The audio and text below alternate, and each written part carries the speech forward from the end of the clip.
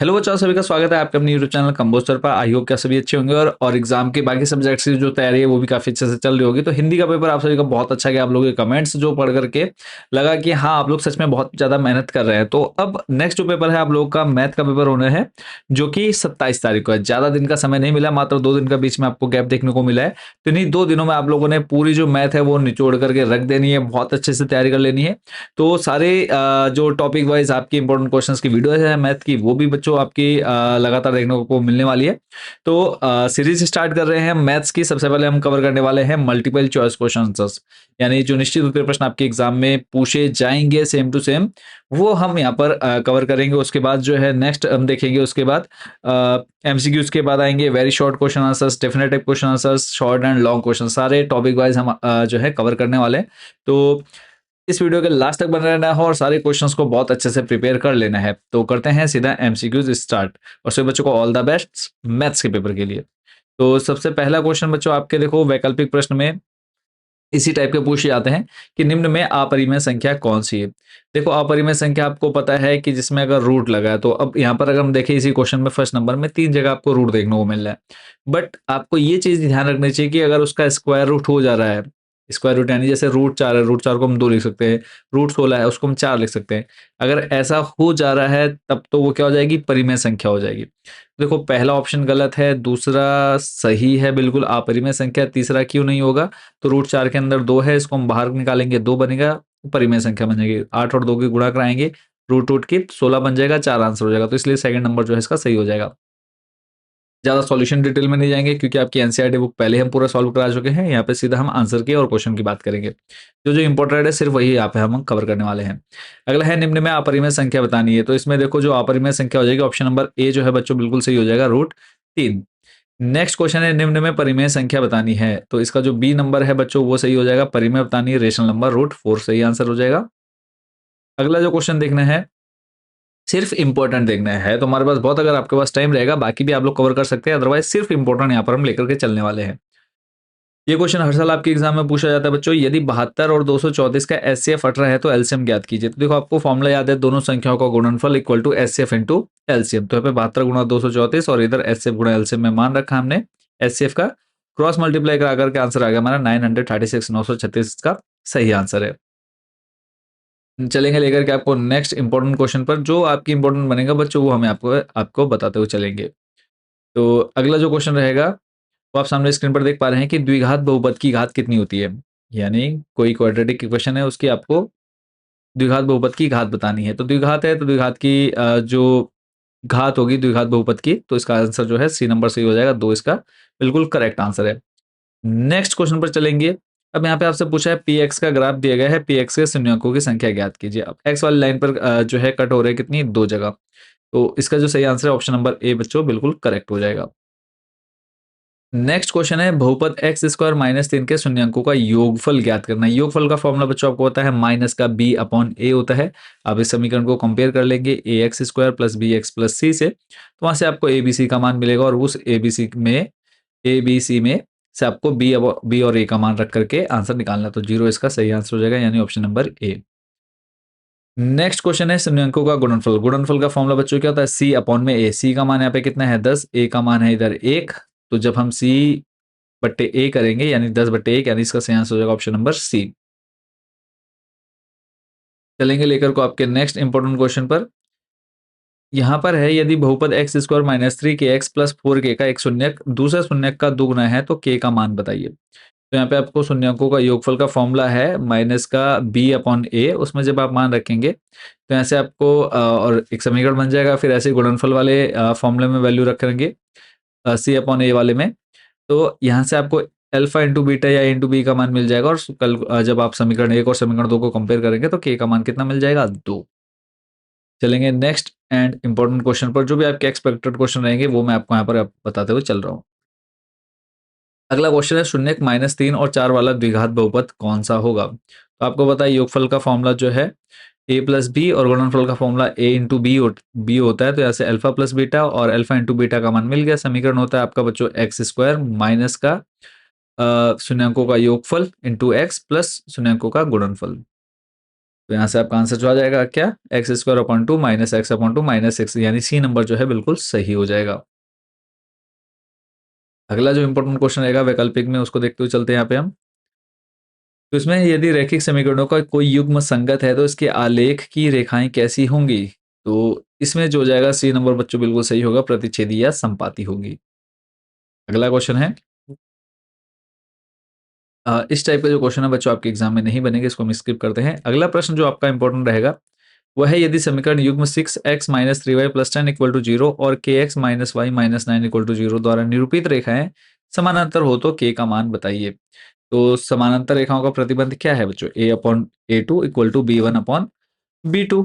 तो जब आप इसमें मान रखेंगे समीकरण एक और दो का, तो ये कुछ आपकी वैल्यू देंगे क्या, k इज इक्वल टू आ जाएगा 2, तो बी वाला जो है इसका सही आंसर हो जाएगा।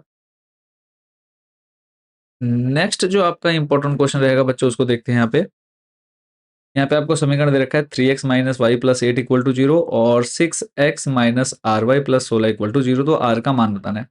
अब यहाँ पे संपाती रेखा है, क्वेश्चन में बोलते हैं संपाती, संपाती में क्या होता है, तीनों इक्वल होते हैं। समीकरण में मान रखेंगे तो यहाँ पे पहला तीसरा और दूसरा तीसरे का जब मान लेंगे तो आपको आंसर मिल जाएगा, डी इज इक्वल, तो इसका जो सही आंसर हो जाएगा डी हो जाएगा। चलेंगे नेक्स्ट क्वेश्चन पर। सिर्फ इंपॉर्टेंट क्वेश्चन, यहाँ पे अगर आपके पास टाइम है, फिलहाल इतना टाइम अभी आप लोग के पास बच्चा नहीं कि आप कुछ एक्स्ट्रा कर सकें, तो सिर्फ रिवीजन करना है इन क्वेश्चंस का जो मैं आपको यहाँ पर बताते चल रहा हूँ। अगला क्वेश्चन है, यदि द्विघात समीकरण x square plus k x minus six equal to zero का एक मूल एक है तो के का मान क्या होगा? तो आपको पता है बी स्क्वायर माइनस फोर ए सी वाला फॉर्मूला, वैल्यू रखनी है और के का मान सीधा कितना मिलेगा, 5। चलेंगे नेक्स्ट क्वेश्चन पर। अगला क्वेश्चन है, यदि द्विघात समीकरण m x square plus three x plus two equal to zero में एक्स के मान दो या माइनस एक बट्टे दो हो तो एम का मान ज्ञात कीजिए। सिंपली क्या करना है, जो आपको समीकरण दे रखा वहां पे एक्स का मान अलग अलग करके रखना है, आंसर आपको मिल जाएगा क्या, एम का मान आ जाएगा माइनस का 2। नेक्स्ट क्वेश्चन, समीकरण दे रखा है 5 ब्रैकेट में x माइनस पाँच फिर x प्लस पाँच इक्वल टू 55 है। तो पहले आपने क्या करना है, इनकी जो सिंपल मल्टीप्लाई है वो कर लेनी है, एक द्विघात समीकरण बना लेना है। और जब आप इसको सॉल्व करेंगे तो x का मान कितना मिल जाएगा, प्लस माइनस 6, यानी ऑप्शन नंबर सी इसका बच्चों बिल्कुल सही हो जाएगा। चलते हैं अगले प्रश्न पर। अगला क्वेश्चन है, द्विघात समीकरण two x square minus four x plus three equal to zero का विविध कर क्या होगा? विविध कर का फॉर्मूला क्या है आपका, बी स्क्वायर माइनस फोर ए सी, और सिंपली आप उसमें ए बी सी का मान यहाँ से निकाल लेंगे, ए का मान दो, बी का मान माइनस चार और सी का मान कितना है, 3। फॉर्मूले में वैल्यू रखेंगे, डी जो इसमें सही आंसर मिल जाएगा आपको कितना, माइनस का 8, यानी ऑप्शन नंबर जो डी है बच्चों वो बिल्कुल सही हो जाएगा। और अभी तक जिन बच्चों ने चैनल को सब्सक्राइब नहीं किया, सब्सक्राइब वाला बटन जरूर प्रेस कर दीजिएगा, ताकि हम आप लोग के लिए और मेहनत करें और आप लोग के लिए और अच्छे से हर एक क्वेश्चन को डिफाइन करते चलें। नेक्स्ट क्वेश्चन है, अगला जो आपको देखना है, इसमें है, यदि किसी समांतर श्रेणी का nवां पद 3n प्लस वन है तो इसका आठवां पद क्या होगा? एट्थ टर्म बताना है, n का मान सीधा क्या रखना है यहाँ पे 8, तो 8 गुणा 3 करेंगे 8 24, 24 प्लस एक 25, सीधा इसका आंसर है। ऐसे ही इससे मिलता जुलता क्वेश्चन अगर आ जाता है कि 2n प्लस वन है श्रेणी का 10वां पद, तो n की जगह 10 रखेंगे, 10 दूनी 20 प्लस एक 21, इसका सही आंसर हो जाएगा। अगला प्रश्न है, उस एपी का सार्वंतर क्या होगा जिसमें A18 माइनस A14 कितना दे रखा है, 32। तो अब देखो सिंपल सा क्वेश्चन है, A18 यानी इसके लिए फॉर्मूला बन जाएगा A प्लस 7D, फिर माइनस ब्रैकेट के अंदर बन जाएगा A प्लस 13D। जब ब्रैकेट ओपन करेंगे माइनस प्लस माइनस हो जाएगा, तो A से A कट जाएगा, तो सीधा सीधा D का मान कितना मिल जाएगा, 8। अगले क्वेश्चन पर चलेंगे, समांतर श्रेणी 4 10 16 22 का अगला पद क्या होगा? तो देखो 1 2 3 4 देखा, पांचवा पद निकालना है, यहाँ से ए का मान आपको मिल गया 4, डी का मान कितना, 10 माइनस 4 करेंगे 6, तो 6 और 4, पांचवा पद निकालना है। तो सिंपली क्या करेंगे, फॉर्मूला फॉर्मूला में वैल्यू रख देंगे ए प्लस 5D में, तो आंसर आ जाएगा कितना आपका 28।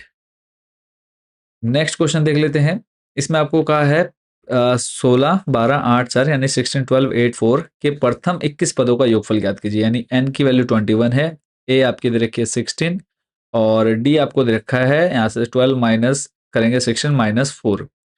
ठीक है, ये वैल्यू जब आप इसमें रखेंगे तो आंसर आ जाएगा आपका कितना, 504 माइनस में। नेक्स्ट क्वेश्चन है, यदि दो त्रिभुज हो ए बी सी और पी क्यू आर में A B upon Q R equal to B C upon P R equal to C A upon P Q है, तो इनमें से आपकी क्या कंडीशन बिल्कुल एग्जैक्ट होनी चाहिए। तो जो आपको भुजाएं दे रखी है उसके अकॉर्डिंग आप यहाँ पे लिख लेंगे। और आपको पता है कि कोई भी दो भुजाएं आपस में क्या हैं, समरूप हैं, तो उनकी भुजाएं भी क्या होती है, समानुपातिक होती हैं। तो इसमें अगर हम बात करें सही आंसर की, तो सही आंसर होगा बच्चों ऑप्शन नंबर ए, यानी ट्राइंगल पी क्यू आर समरूप हो जाएगा, सिमिलर हो जाएगा त्रिभुज सी ए बी के। चलेंगे लेकर के नेक्स्ट इंपॉर्टेंट क्वेश्चन पर। अगला क्वेश्चन है, यदि त्रिभुज triangle A B C similar है पी क्यू आर में और एंगल ए 32 डिग्री है, एंगल आर 65 डिग्री है, तो एंगल बी की मेजरमेंट आपको बतानी है। तो अब आपको पता है अगर दो त्रिभुज आपस में सिमिलर समरूप हैं तो उनकी जो उसके संगत कोण होते हैं वो भी क्या होते हैं, बराबर होते हैं। तो angle a equal to angle p, angle b equal to angle q और angle c equal to angle r हो जाएगा। जो हम इसको यहाँ पर कंपेयर करेंगे तो एंगल बी आपको मिल जाएगा 83 डिग्री। चलेंगे नेक्स्ट एंड इंपॉर्टेंट क्वेश्चन पर।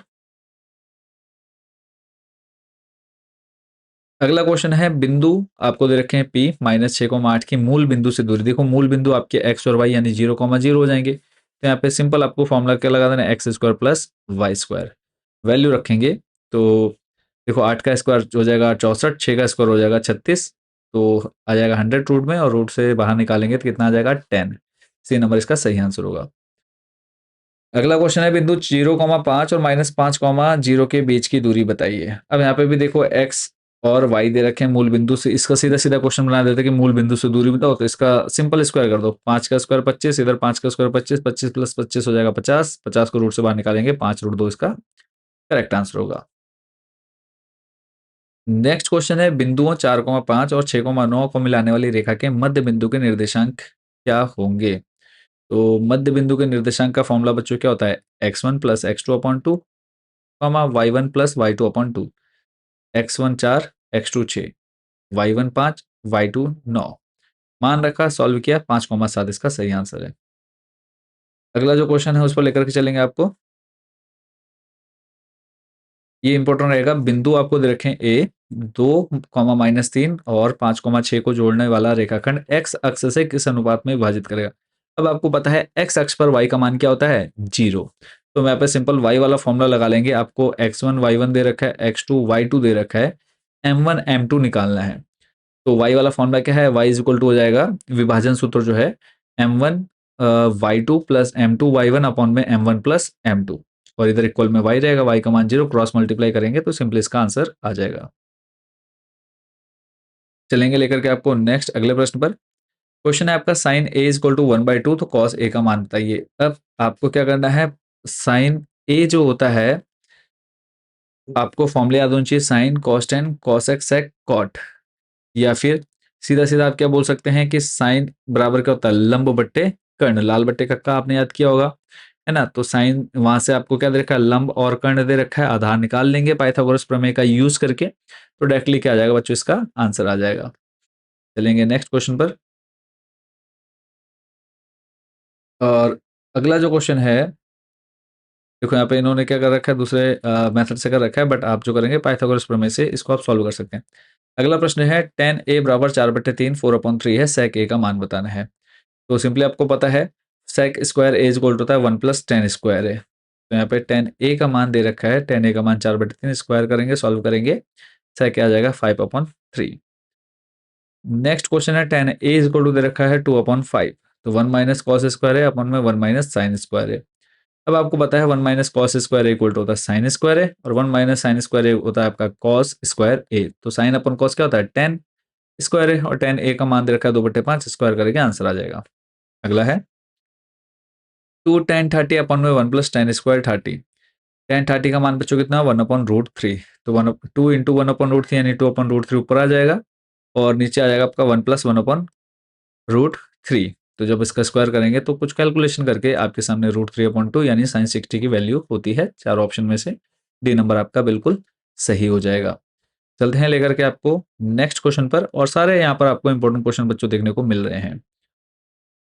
अगला प्रश्न है, sine square 30 plus 3 ten square 60 minus cos square 45। अब आपके यहाँ पे साइन 30, टेन 60 और कॉस 45 के मान आपको पता होने चाहिए। तो साइन 30 का मान होता है 1/2, tan 60 का मान होता है √3 और cos 45 का मान होता है 1/√3। सिंपल मान रखने हैं, सॉल्व कर देना है।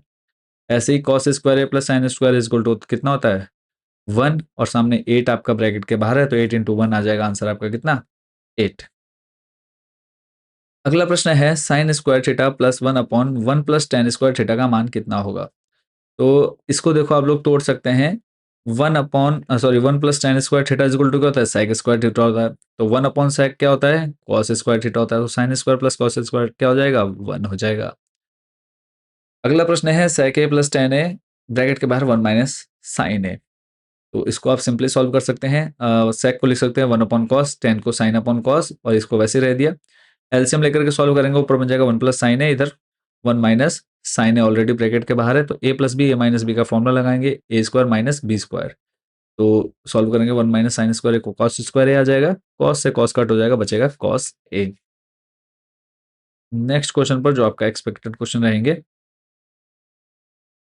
ये जो है आपके शॉर्ट में भी वहां पे हम आपको कवर कराएंगे, तो इधर आपको यहाँ पर इसको ज़्यादा समझने की जरूरत नहीं है इन टाइप के क्वेश्चन को, क्योंकि एमसीक्यूज में बच्चों आपका पूछे नहीं जाते हैं चैप्टर 9 से।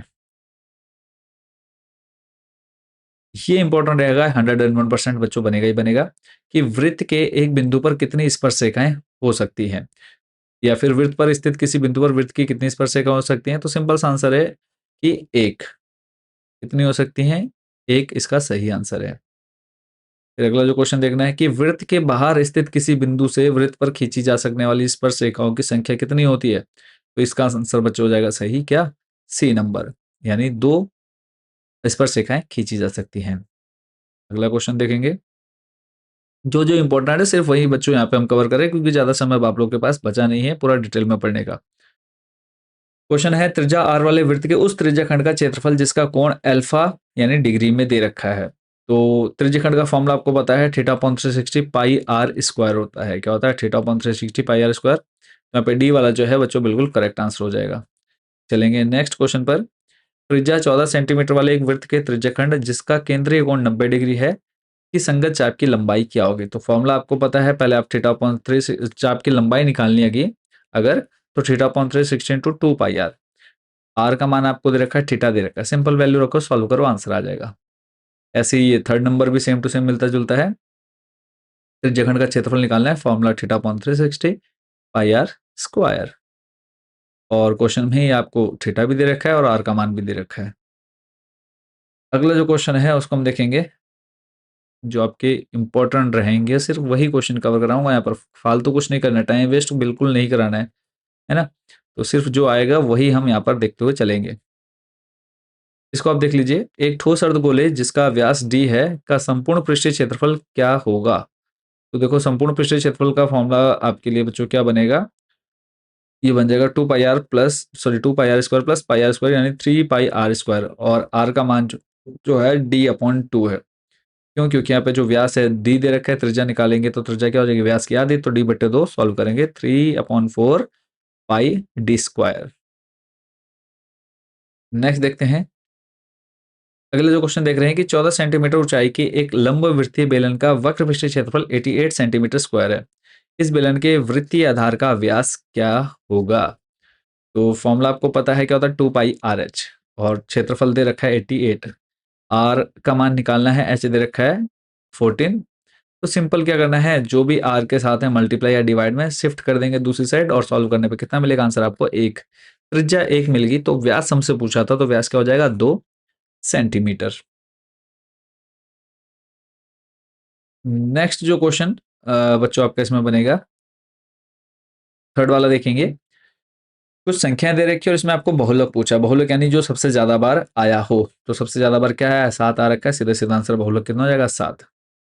अगला प्रश्न है, आंकड़ों की जो माध्यिका होगी वो आपको बतानी। तो माध्यिका निकालने के लिए क्या करना है, आरोही क्रम में लगा देना, और जो भी संख्या बीच में होगी, अगर विषम संख्याएं आ रही हैं, जैसे मान लो 9 है, तो 4 आप इधर छोड़ेंगे, 4 आप इधर छोड़ेंगे, लेफ्ट राइट में बीच में जो संख्या होगी वो आपका आंसर हो जाएगा। बट अगर सम संख्या आ जाती है, तो सम संख्या आने पर आपको क्या करना है, सिंपल दोनों को जोड़ना है। जैसे 5 और 7 देखो बीच में आ गई ना, तो 5 और 7 दोनों को जोड़ा, बट्टे 2 किया, 12/2, यानी इसका आंसर कितना हो जाएगा 6। और ये है 100% क्वेश्चन जो आपके एग्जाम में आता है, आएगा और आता रहेगा कि माध्यक और बहुलक आपको दे रखा है 25 और 21, माध्य निकालना है। तो सबसे पहले क्या करना है, ये जो फॉर्मूला आप देख रहे हैं बच्चों सामने, बहुलक बराबर 3 गुणा माध्यक माइनस 2 गुणा माध्य।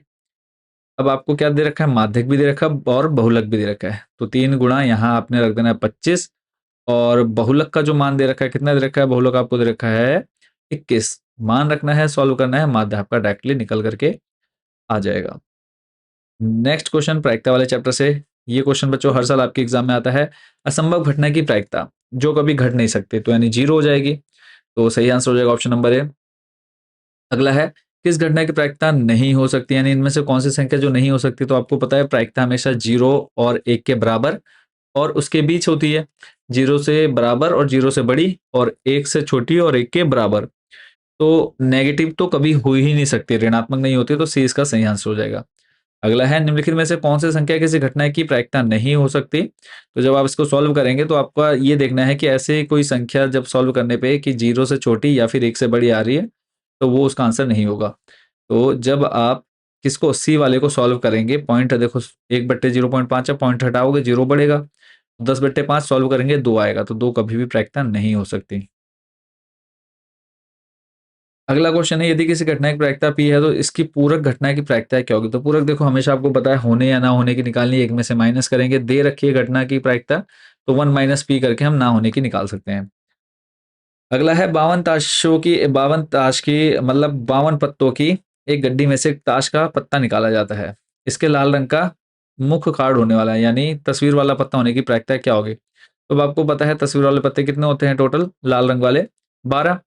ठीक है, तो सॉरी 12 कह रहा हूँ, 6 होते हैं। तो यहाँ पे जो फॉर्मूले में वैल्यू रखेंगे, अनुकूल परिणाम 6 बट्टे कुल पत्ते 52, तो 3/26 इसका सही आंसर हो जाएगा। ऐसे अगला है, एक पासे को एक बार फेंका जाता है, एक सम संख्या प्राप्त होने की प्रायिकता क्या होगी। सम संख्या पासे पर 6 अंक होते हैं, 1 से लेकर के 6 तक। सम संख्या कौन कौन सी हो जाएगी, 2, 4 और 6। अनुकूल परिणाम बट्टे कुल संभावित परिणाम, यानी 1/2 इसका सही आंसर होगा। अगला है, एक पासे को एक बार फेंका जाता है, इसमें एक विषम संख्या भी सेम हो जाएगा बच्चों, कितना, 1/2। फिर नेक्स्ट क्वेश्चन पर चलेंगे, और ऑलमोस्ट जो है हमारे एमसीक्यूज खत्म होने वाले हैं।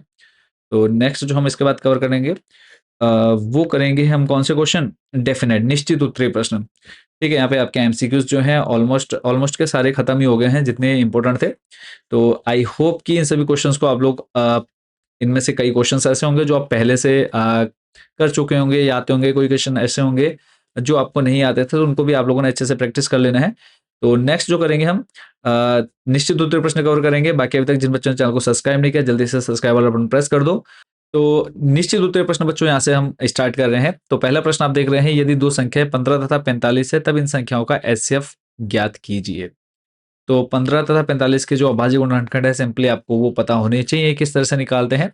तो एचसीएफ निकाल लेना है।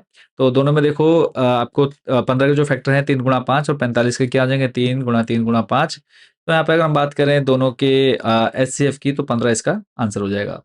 जो इंपॉर्टेंट है सिर्फ वही देखेंगे। क्वेश्चन यहाँ पे हम ये पहले भी प्रोवाइड करा चुके हैं, और अब यहाँ पे सिर्फ क्या है, हमको मेन वो क्वेश्चन चाहिए जो आएंगे ही आएंगे। ठीक है, अगर आप इन पीडीएफ को लेंगे तो आप सारे क्वेश्चंस को अच्छे से प्रैक्टिस कर सकते हैं।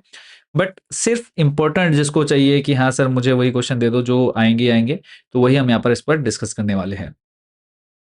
तो यहाँ पे देखो नेक्स्ट है, यदि x इक्वल टू दे रखा आपको a² b³ तथा y दे रखा है a⁴ b², तब x तथा y का एलसीएम ज्ञात कीजिए। देखो एलसीएम x और y का क्या हो जाएगा यहाँ पे, a⁴ b³ यानी 1/4 b³। अगला बताना है आपको, ज्ञात कीजिए कि √3 एक परिमेय है या अपरिमेय संख्या। तो आपको पता है √3 क्या एक अपरिमेय संख्या है। जो इंपॉर्टेंट है सिर्फ वही यहाँ पर हम करते हुए चलेंगे। अगला प्रश्न है 7429, इंपॉर्टेंट रहेगा ये, हर साल जो है बच्चों आपके एग्जाम में बच्चों पूछा जाता है। 7429 को अभाज्य गुणनखंडों के गुणनफल के रूप में लिखिए। तो आपको याद रखना 17, 19, 23, तो याद ही कर लीजिए 17, 19, 23।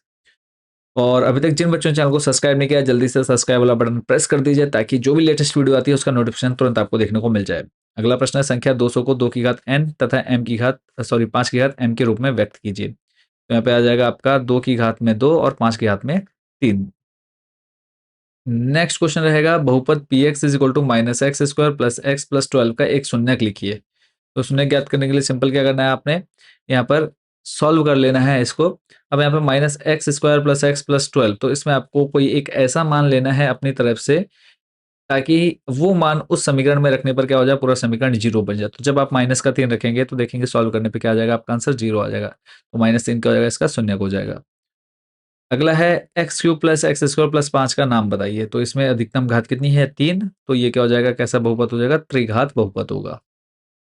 फिर नेक्स्ट जो आपको देखना है, यदि बहुपद पी एक्स बराबर x square minus 3x plus 10 है तो शून्यांकों का योगफल। योगफल का फॉर्मूला कितने बच्चों को याद है, कमेंट सेक्शन में जल्दी से बताओ। तो यहाँ पे देखो फॉर्मूला जो होता है माइनस का b अपॉन ए होता है। यहाँ पे b का मान कितना है, माइनस का 3 है, और a का मान कितना है, 1। तो 3/1, फाइनल आंसर हो जाएगा हमारा 3। चलेंगे नेक्स्ट। द्विघात बहुपद का आलेख किस प्रकार का होता है, तो परवलयाकार याद रखना है। अभी तक पूछा नहीं गया, बट इस बार इसके चांसेस इस क्वेश्चन के। नेक्स्ट है, यदि किसी बहुपद का आलेख एक्स अक्ष को 3 बिंदुओं पर काटता है तो बहुपद के शून्यंकों की संख्या बताइए। तो यहाँ पे देखो ये हो जाएगा, यदि किसी बहुपद का आलेख एक्स अक्ष को 3 बिंदुओं पर काटता है तो बहुपद के शून्यंकों की संख्या कितनी हो जाएगी, 3 हो जाएगी। अगला प्रश्न है, एक्स स्क्वायर माइनस एक्स और -6 के शून्य ज्ञात कीजिए। तो शून्य ज्ञात करने के लिए सिंपल सा आपको पता है द्विघात समीकरण कैसे सॉल्व करते हैं, फैक्टराइजेशन मेथड से, यानी गुणनखंड विधि से। यहाँ पे आप देखेंगे x प्लस 2 x माइनस 3। तो यहाँ पे x का जो मान मिलेगा बच्चों कितना मिल गया, -2,3। देखते हैं अगले प्रश्न को।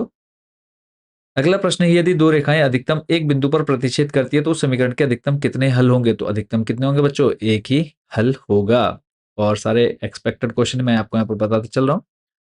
अगला प्रश्न है, यदि रेखाएं आपको दे रखी है समीकरण और फिर बोला है समानांतर है, तब समानांतर होने के लिए प्रतिबंध लिखिए। यानी अगर दो रेखाएं आपको समानांतर दे रखी है तो उसका प्रतिबंध क्या है, तो आपको याद होना चाहिए a1/a2 equal to b1/b2 is not equal to c1/c2। Next है अगले क्वेश्चन पर, जो कि आपका इंपॉर्टेंट रहेगा। रेखा आपको देखिए 3x plus 4y equal to 2 के x अक्ष पर प्रतिच्छेद बिंदु ज्ञात कीजिए। x अक्ष की बात हो रही है, तो x अक्ष पे y का मान क्या होता है, 0। तो 3x प्लस y का मान यहाँ पे देखो 4 गुणा y है ना, तो y का मान 0 रखा, तो ये 0 हो जाएगा। और 3 गुणा में है, बट्टे में आएगा, 2/3 इसका आंसर हो जाएगा। अगला प्रश्न है, समीकरण युग्म आपको दे रखे हैं, दो समीकरण दिए हैं, पूछा है संगत है या असंगत। अब आपको पता है कि जब a1/a2 b1/b2 is equal to c1/c2 होता है तो समीकरण क्या होते हैं, संगत होते हैं। समीकरण युग्म जो होता है वो संगत होता है। अगला प्रश्न है, यदि रैखिक समीकरणों का कोई युग्म असंगत है तो इसके आलेख की रेखाएं किस प्रकार की होंगी, तो अप्रतिच्छेदी होंगी। बस इतना सा आपको याद रखना है। अगला और महत्वपूर्ण प्रश्न, यदि समीकरण दे रखा है आपको 3x plus 2kx minus 3 equal to 0 का एक मूल -1/2 है, तब k का मान ज्ञात कीजिए। अब यहाँ पे आपको x का मान पहले से दे दिए, कितना, -1/2। ये मान रखेंगे, आंसर आपका आ जाएगा -9/4। अगला प्रश्न है, एक बट्टे में x square plus 7 equal to 1/23 का 3, तब x का मान ज्ञात कीजिए।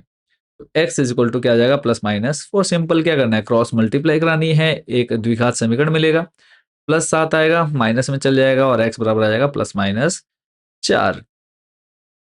अगला प्रश्न है, यदि द्विघात समीकरण में d ग्रेटर देन 0 तब मूलों की प्रकृति बताइए। तो मूलों की प्रकृति क्या हो जाएगी बच्चों, वास्तविक तथा भिन्न होगी। जो एग्जाम में आने हैं सिर्फ हम उन्हीं क्वेश्चंस की बात कर रहे हैं यहाँ पर। देखो ये क्वेश्चन काफी टाइम पहले आया था, बट इस बार एक्सपेक्टेड क्वेश्चन में रखा गया इसको। द्विघात समीकरण ax square plus bx plus c equal to 0 के मूल ज्ञात करने के लिए ये जो सूत्र दे रखा है, इस सूत्र का नाम क्या है, तो इस सूत्र का नाम है श्रीधराचार्य सूत्र। अगला प्रश्न है, समीकरण दे रखा है ax square plus bx plus c equal to 0 के दो मूल लिखिए। तो फॉर्मूला है आपका सिंपल, -b प्लस एक बार माइनस में एक बार प्लस में। तो देखो ये जो है यहाँ पर प्लस में लिया हुआ है, फिर इधर माइनस में। जो श्रीधराचार्य सूत्र है उसी को आप यहाँ पे प्लस माइनस में लिख देंगे। अगला प्रश्न है, द्विघात समीकरण ax square plus bx plus c equal to 0 के मूलों की प्रकृति क्या होगी यदि b square minus 4ac equal to क्या है, 0। तो इस कंडीशन में क्या होगा, मूल वास्तविक होंगे, परिमेय होंगे और समान होंगे। अगले प्रश्न पर चलते हैं। नेक्स्ट है, k का मान ज्ञात कीजिए जिसके लिए x बराबर 2 द्विघात समीकरण आपको दे रखा है यहाँ पर, एक का मूल क्या होगा। तो यहाँ पे सिंपली क्या करना है, बी स्क्वायर माइनस 4ac वाला फॉर्मूला यूज करना है। देखो, और यहाँ पे अगर हम बात करें बी स्क्वायर माइनस 4, इसका मूल जो है ऑलरेडी एक्स का मान 2 दे रखा है, फॉर्मूला भी यूज नहीं करना है ना, तो सीधा क्या करना है, एक्स की जगह पे कितना रखना है 2, तो देखो यहाँ पे 2 का स्क्वायर 4, 4 तिया 12, और 12 में से आपका 2 जाएगा, बचेगा 10, बराबर के इधर ले आएंगे 10, और यहाँ पे एक्स का मान रखेंगे 2, तो 2 पंजे कितना हो जाएगा 10। अगला प्रश्न है द्विघात समीकरण एक्स स्क्वायर माइनस 9 बराबर 0 को हल कीजिए। माइनस में 9 है, बराबर किधर आएगा प्लस का 9, स्क्वायर हटाएंगे रूट लग जाएगा, तो प्लस माइनस 3 इसका आंसर होगा। अगला प्रश्न है ए एन बराबर दे रखा है एन स्क्वायर प्लस 5, तो ए 5 यानी पांचवा पद बताना है। पांचवें पद के लिए फॉर्मूला क्या होता है बच्चों, और ए 5 बताना है, सीधा एन का मान ही दे दिया है, पांचवें पद में क्यों जाना है, एन का मान 5, सॉरी एन का मान कितना है 5, 5 का स्क्वायर 25 प्लस 5 कितना हो जाएगा 30। अगला प्रश्न है यदि समांतर श्रेणी के प्रथम n पदों का योग Sn है तब उस श्रेणी के nवें पद का सूत्र लिखिए। तो an बराबर हो जाएगा Sn माइनस 1। जितने क्वेश्चन देख रहे हैं इन सभी क्वेश्चंस को बच्चों बहुत अच्छे से तैयार कर लेना है, पूरा पेपर जो है यहीं से आपका बनेगा ही बनेगा। अगला है समांतर श्रेणी आपको दे रखी है, इसके प्रथम पद a और d का मान लिखना है। a आपको पता है जो सबसे आगे दिखता है a, और दूसरे में से हम पहले को घटाएंगे तो क्या मिलेगा, हमें d मिल जाएगा। तो a का मान 3/2 और d का मान कितना -1। अगला प्रश्न है a+1, 3a, 4a+2 समांतर श्रेणी में है, तो a का मान ज्ञात कीजिए। तो अब आपको पता है d का मान कैसे निकालते हैं, a2 - a1। a2 अब आपको जो दे रखा है वो दे रखा है कितना यहाँ पर, और उसके बाद अगला है a3 - a2, यानी दूसरे में से पहला पद माइनस कर दो, तीसरे में से दूसरा पद माइनस कर दो, मान दे रखे हैं, सॉल्व करेंगे, a का मान कितना आ जाएगा 3। अगला जो क्वेश्चन हम देखेंगे वो देखेंगे 6 नंबर यहाँ पर, समांतर श्रेणी के प्रथम 2 पद लिखिए। समांतर श्रेणी के प्रथम 2 पद लिखिए, जबकि a बराबर दे रखा है -1 और d बराबर दे रखा है 1/2। तो फॉर्मूला आपका क्या जाएगा, पहले पद हो जाएगा यानी a का मान हो जाएगा यहाँ पर t1, और t2 यानी दूसरा पद a प्लस d। तो मान रख देना है a और d का, तो पहला और दूसरा पद दोनों आपको यहाँ पर मिल जाते हैं। अगला प्रश्न है एक समांतर श्रेणी का प्रथम पद 2 तथा सार्वंत्र कितना है -1, इसका पांचवा पद बताइए। तो देख लेते हैं इसके सॉल्यूशन को भी। तो बात करें इसके आंसर की, तो यहाँ पे देखो प्रथम पद 2 दे रखा है, यानी a का मान 2 है, d का मान -1 दे रखा है, तो पांचवा पद बताना है। फॉर्मूला क्या बनता है पांचवें पद के लिए, a + 4d, d का मान रखो, a का मान रखो, सॉल्व करो, आंसर आपके सामने होगा। तो -2 इसका आंसर है। अगला प्रश्न है समांतर श्रेणी आपको दे रखी है और nवां पद क्या होगा, तो सिंपल an वाला फॉर्मूला यूज कर लो, an = क्या होता है a + n - 1 * d। ए और डी आपका निकल जाएगा, ए देखो पहला पद ए, चौथे में 4 में से 2 घटाओगे 2, यानी डी का मान भी कितना होगा 2। ए और डी का मान रखो, आंसर आपके सामने है। अगला प्रश्न है समांतर श्रेणी दे रखी है और 10वां पद बोला है, ए और डी का मान निकालो। 10वां पद यानी ए + 9d, फॉर्मूला बनेगा a + 9d। ए का मान आपके पास है 1, डी का मान 4 में से घटाओगे 3, तो a + 9d, तो मान रखो, आंसर आ जाएगा ना। इतने इजी क्वेश्चन भी अगर छोड़ोगे तो बेकार है फिर आपका मैथ लेकर के पढ़ना। अगला क्वेश्चन, अब यहां दिया है एबीसी में दो कोण 30 और 70 डिग्री है। अब आपको पता है त्रिभुज के तीनों कोणों का योग कितना होता है 180 होता है। 180 में से आप 70 + 30 कितना 100 घटा दो, आंसर जो बचेगा वो आपका आंसर हो जाएगा। अगले प्रश्न पर चलेंगे, यहां पर इस थ्योरम को जरूर याद कर लो। किसी त्रिभुज की एक भुजा के समानांतर खींची गई रेखा उसकी अन्य दो भुजाओं को जिन दो बिंदुओं पर काटती है, वे बिंदु उन भुजाओं को समान अनुपात में विभाजित करते हैं। इस प्रमेय का नाम बताइए। तो थेल्स प्रमेय या फिर आधारभूत समानुपातिकता प्रमेय। नेक्स्ट है दो आकृतियां जिनके आकार समान हो परंतु आवश्यक रूप से अमाप समान ना हो, वे आकृतियां क्या कहलाती हैं, तो समरूप आकृति कहलाती है। अगला है यदि एक रेखा किसी त्रिभुज की दो भुजाओं को एक ही अनुपात में विभाजित करे तो वह तीसरी भुजा की क्या होती है, समानांतर होती है। अगला है एक त्रिभुज की भुजाएं 4 सेंटीमीटर, 5 सेंटीमीटर व 6 सेंटीमीटर है। इसके समरूप दूसरे त्रिभुज की भुजाएं जो है 6 और x और 9 है, तो x का मान बताइए। सिंपल अनुपातिक यानी समरूप है दो त्रिभुज, तो भुजाएं समानुपाती होती हैं, एक दूसरे के बट्टे में रखो और आंसर आपके सामने होगा। नेक्स्ट है लंबाई 6 मीटर वाले एक ऊर्ध्वाधर स्तंभ की भूमि पर छाया की लंबाई 4 मीटर है, जबकि उसी समय एक मीनार की छाया की लंबाई 28 मीटर है। मीनार की ऊंचाई ज्ञात कीजिए। 15-17 में क्वेश्चन बच्चों पूछा गया है। तो यहाँ पर जब आप इन दोनों त्रिभुजों को कंपेयर करेंगे तो समानुपातिक या फिर थेल्स प्रमेय के अनुसार हम इनको बट्टे में लेंगे और आंसर आ जाएगा हमारा 42 मीटर। नेक्स्ट क्वेश्चन है बिंदु 3,4 की एक्स अक्ष से दूरी क्या होगी। एक्स अक्ष से दूरी बतानी है, एक्स अक्ष पे वाई का मान क्या होगा, 0 होता है, तो एक्स अक्ष से जो मान हो जाएगा कितना हो जाएगा 4। एक्स अक्ष पूछेगा तो वाई का मान लिख दो, वाई एक्स पूछेगा तो एक्स का मान लिख दो, सिंपल खत्म। दो बिंदुओं के बीच की दूरी का फॉर्मूला आपको बताना है, तो x2 माइनस एक्स वन का whole square plus y2 minus y one का होल स्क्वायर किसके अंदर, रूट के अंदर। नेक्स्ट है मध्य बिंदु के निर्देशांक निकालने हैं, x1 प्लस एक्स टू बटे दो, y1 प्लस वाई टू बटे दो। मान रखो, आंसर आपके सामने। अगला क्वेश्चन देख लेते हैं। कॉट ए दे रखा है 8/15, टेन ए का मान बताओ। आपको पता है कॉट का अपोजिट क्या होता है, टेन होता है, तो 8/15 को पलट दो, 15/8 इसका आंसर हो जाएगा। फिर है दूसरा इसी में साइन 30 कॉस 60 का मान, दोनों का मान 1/2 होता है, सॉल्व करो, एक इसका आंसर है। ऐसे ही जो नेक्स्ट इंपॉर्टेंट क्वेश्चन रहेगा, सिर्फ इंपॉर्टेंट देखना है, फालतू कुछ एक्स्ट्रा नहीं पढ़ना है। साइन ए दे रखा है 3/5, कॉस ए का मान बताओ। तो यहाँ पे आप पाइथागोरस प्रमेय लगा करके लंब आधार कर्ण तीनों भुजाएं निकाल लो। दो भुजा दे रखी, लंब दे रखा है 3 और कर्ण दे रखा है 5। आधार निकाल लो पाइथागोरस प्रमेय का यूज करके, और जब आपका क्या कहते हैं आधार कितना आ गया यहाँ पे 4, तो कॉस बराबर होता है आपका क्या, साइन कॉस 10, आधार बट्टे कर्ण होता है, तो आधार का मान 4/5 आंसर हो गया। नेक्स्ट है साइन थीटा बराबर कॉस थीटा, तो किस मान पर दोनों के मान बराबर होते हैं, तो 45 पर दोनों मान क्या होते हैं, बराबर होते हैं। अगला है, यहाँ पर आपको दिखाना है टेन 60 माइनस टेन 30, क्वेश्चन आपके सामने है, तो इसका जो सॉल्यूशन है आप सामने जल्दी से स्क्रीन पर देख लीजिए, बाद में वीडियो रोक करके इसको पूरा सॉल्व कर लेंगे, ठीक है। तो देखो ये जो एक्चुअल फॉर्मूला, अगर आप चाहें तो इसको वैसे सॉल्व कर लो जो इनके मान है वो मान रख करके, या फिर सिंपल आपको पता है फॉर्मूला होता है क्या, टेन ए माइनस बी का। टेन, ये फॉर्मूला बन रहा है टेन ए माइनस टेन बी अपॉन में 1 प्लस टेन ए टेन बी का, तो इज इक्वल टू होता है, हो जाएगा आपका 10/30। देखो 60 माइनस 30, तो आंसर आ जाएगा 10/30।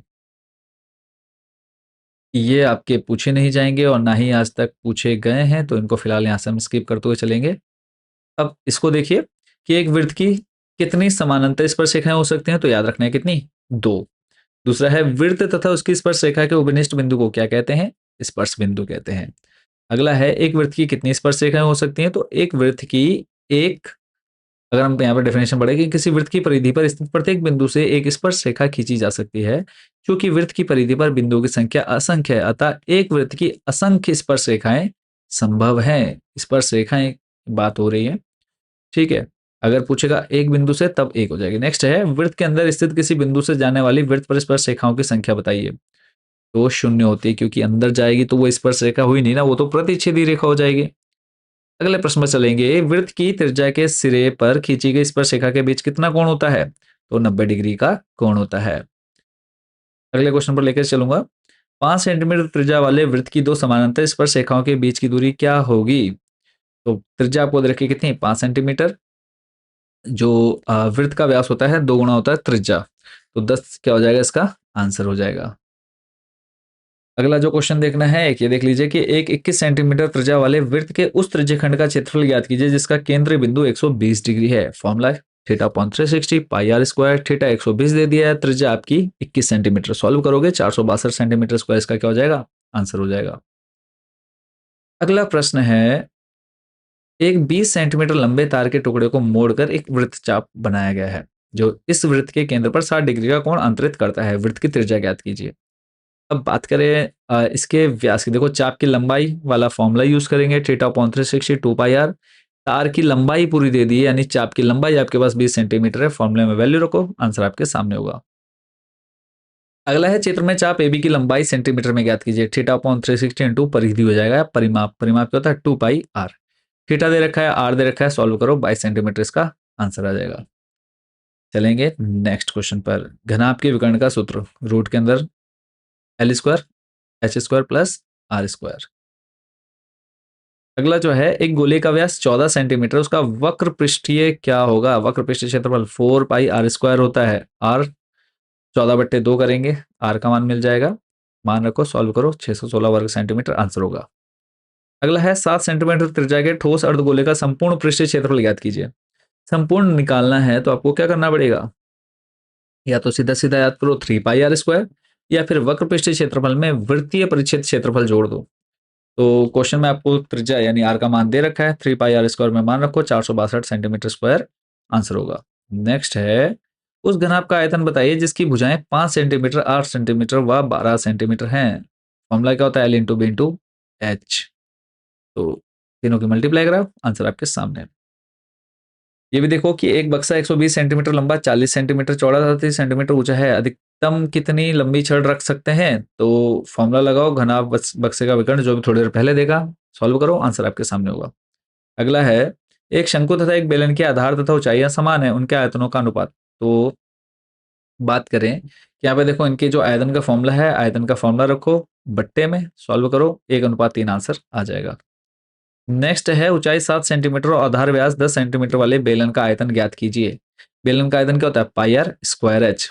एच दे रखा है, व्यास दे रखा है यानी डी दिया है, डी से हम आर का मान निकाल लेंगे, सॉल्व करेंगे, 550 centimetre square, sorry centimetre cube बच्चों आंसर हो जाएगा। और नेक्स्ट जो हमको देखना है यहाँ पे माध्य ज्ञात करने के लिए फॉर्मूला, तो सिग्मा एफ आई एक्स आई बट्टे में सिग्मा एफ आई, बस इतना याद रख लो। फिर उसके बाद है माध्य निकालना है। माध्य निकालने के लिए फॉर्मूला क्या है? सभी पदों का योग बट्टे कुल संख्या या पदों की संख्या, सबको जोड़ दो और बट्टे में टोटल गिन लो कितने हैं, तो 6 हैं, तो बट्टे 6 में 6 दे करके आंसर निकालेंगे 5। अगला है, यदि 1 2 फिर x प्लस 3, तो इसमें भी सेम फॉर्मूला यूज होगा, पदों का योग बट्टे कुल संख्या। यहाँ पे ऑलरेडी तुम्हें माध्य दे रखा है कितना? 2, फॉर्मूले मान रखो, आंसर आ जाएगा। अगला है, प्रत्यक्ष विधि से माध्य निकालना है। प्रत्यक्ष विधि क्या होता है? F I x I upon में एफ आई, 6.6 आंसर आ जाएगा। अगला है बहुलक। बहुलक मैं आपको एमसीक्यूज में बता चुका हूं। बहुलक का सिंपल सा क्या है? जो सबसे ज्यादा बार रिपीट हो रहा है, तो यहाँ पे अगर हम बात करें सबसे ज्यादा रिपीट कौन हो रहा है? 6। अगला है, एक्स का मान निकालना है। एक्स का मान अब आपको पता है सी एफ और एफ में क्या रिलेशन है, तो एफ से सी एफ कैसे बनाते हैं? सिंपल, जो क्रॉस में है उनको जोड़ते हुए चलते, देखो 6 का 6, 6 में आपने 20 जोड़ा, 6 में 20 जोड़ा, 26 हो गया, 26 में 24 जोड़ा, 50, 50 में 28 जोड़ोगे तो 78 आएगा, जो कि एक्स का मान होगा। अगला है, निम्नलिखित दिए गए आंकड़ों का माध्यक क्या होगा? माध्यक आपको मैं पहले ही बता चुका हूं, जो हमने वैकल्पिक प्रश्न वाली वीडियो देखी है। अगर सम संख्या है तो तब तो आपको क्या करना पड़ेगा? जो बीच की दो सम संख्याएं होंगी उन दोनों को जोड़ करके 2 से भाग करो, जो आंसर आएगा वो फाइनल हो जाएगा, है ना। अगर विषम संख्या है तो जितनी इधर है जितनी उधर है दोनों को बराबर बराबर छोड़ो, बीच में जो आ रहा होगा वो आंसर होगा, है ना।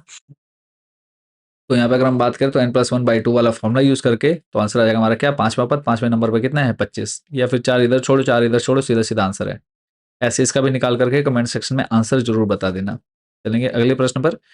बी और डी का मान बताना है। अभी सेम जो अभी क्वेश्चन किया, देखो आपको 4 में 5 जोड़ा 9, 9 में बी जोड़ेंगे 15, या फिर 15 में से क्या घटा दो? सीधा सीधा 9 घटा दो, बी का मान मिल जाएगा। फिर उसके बाद 22 और 4 जोड़ो 26, इसका आंसर हो जाएगा बी और डी का, ना।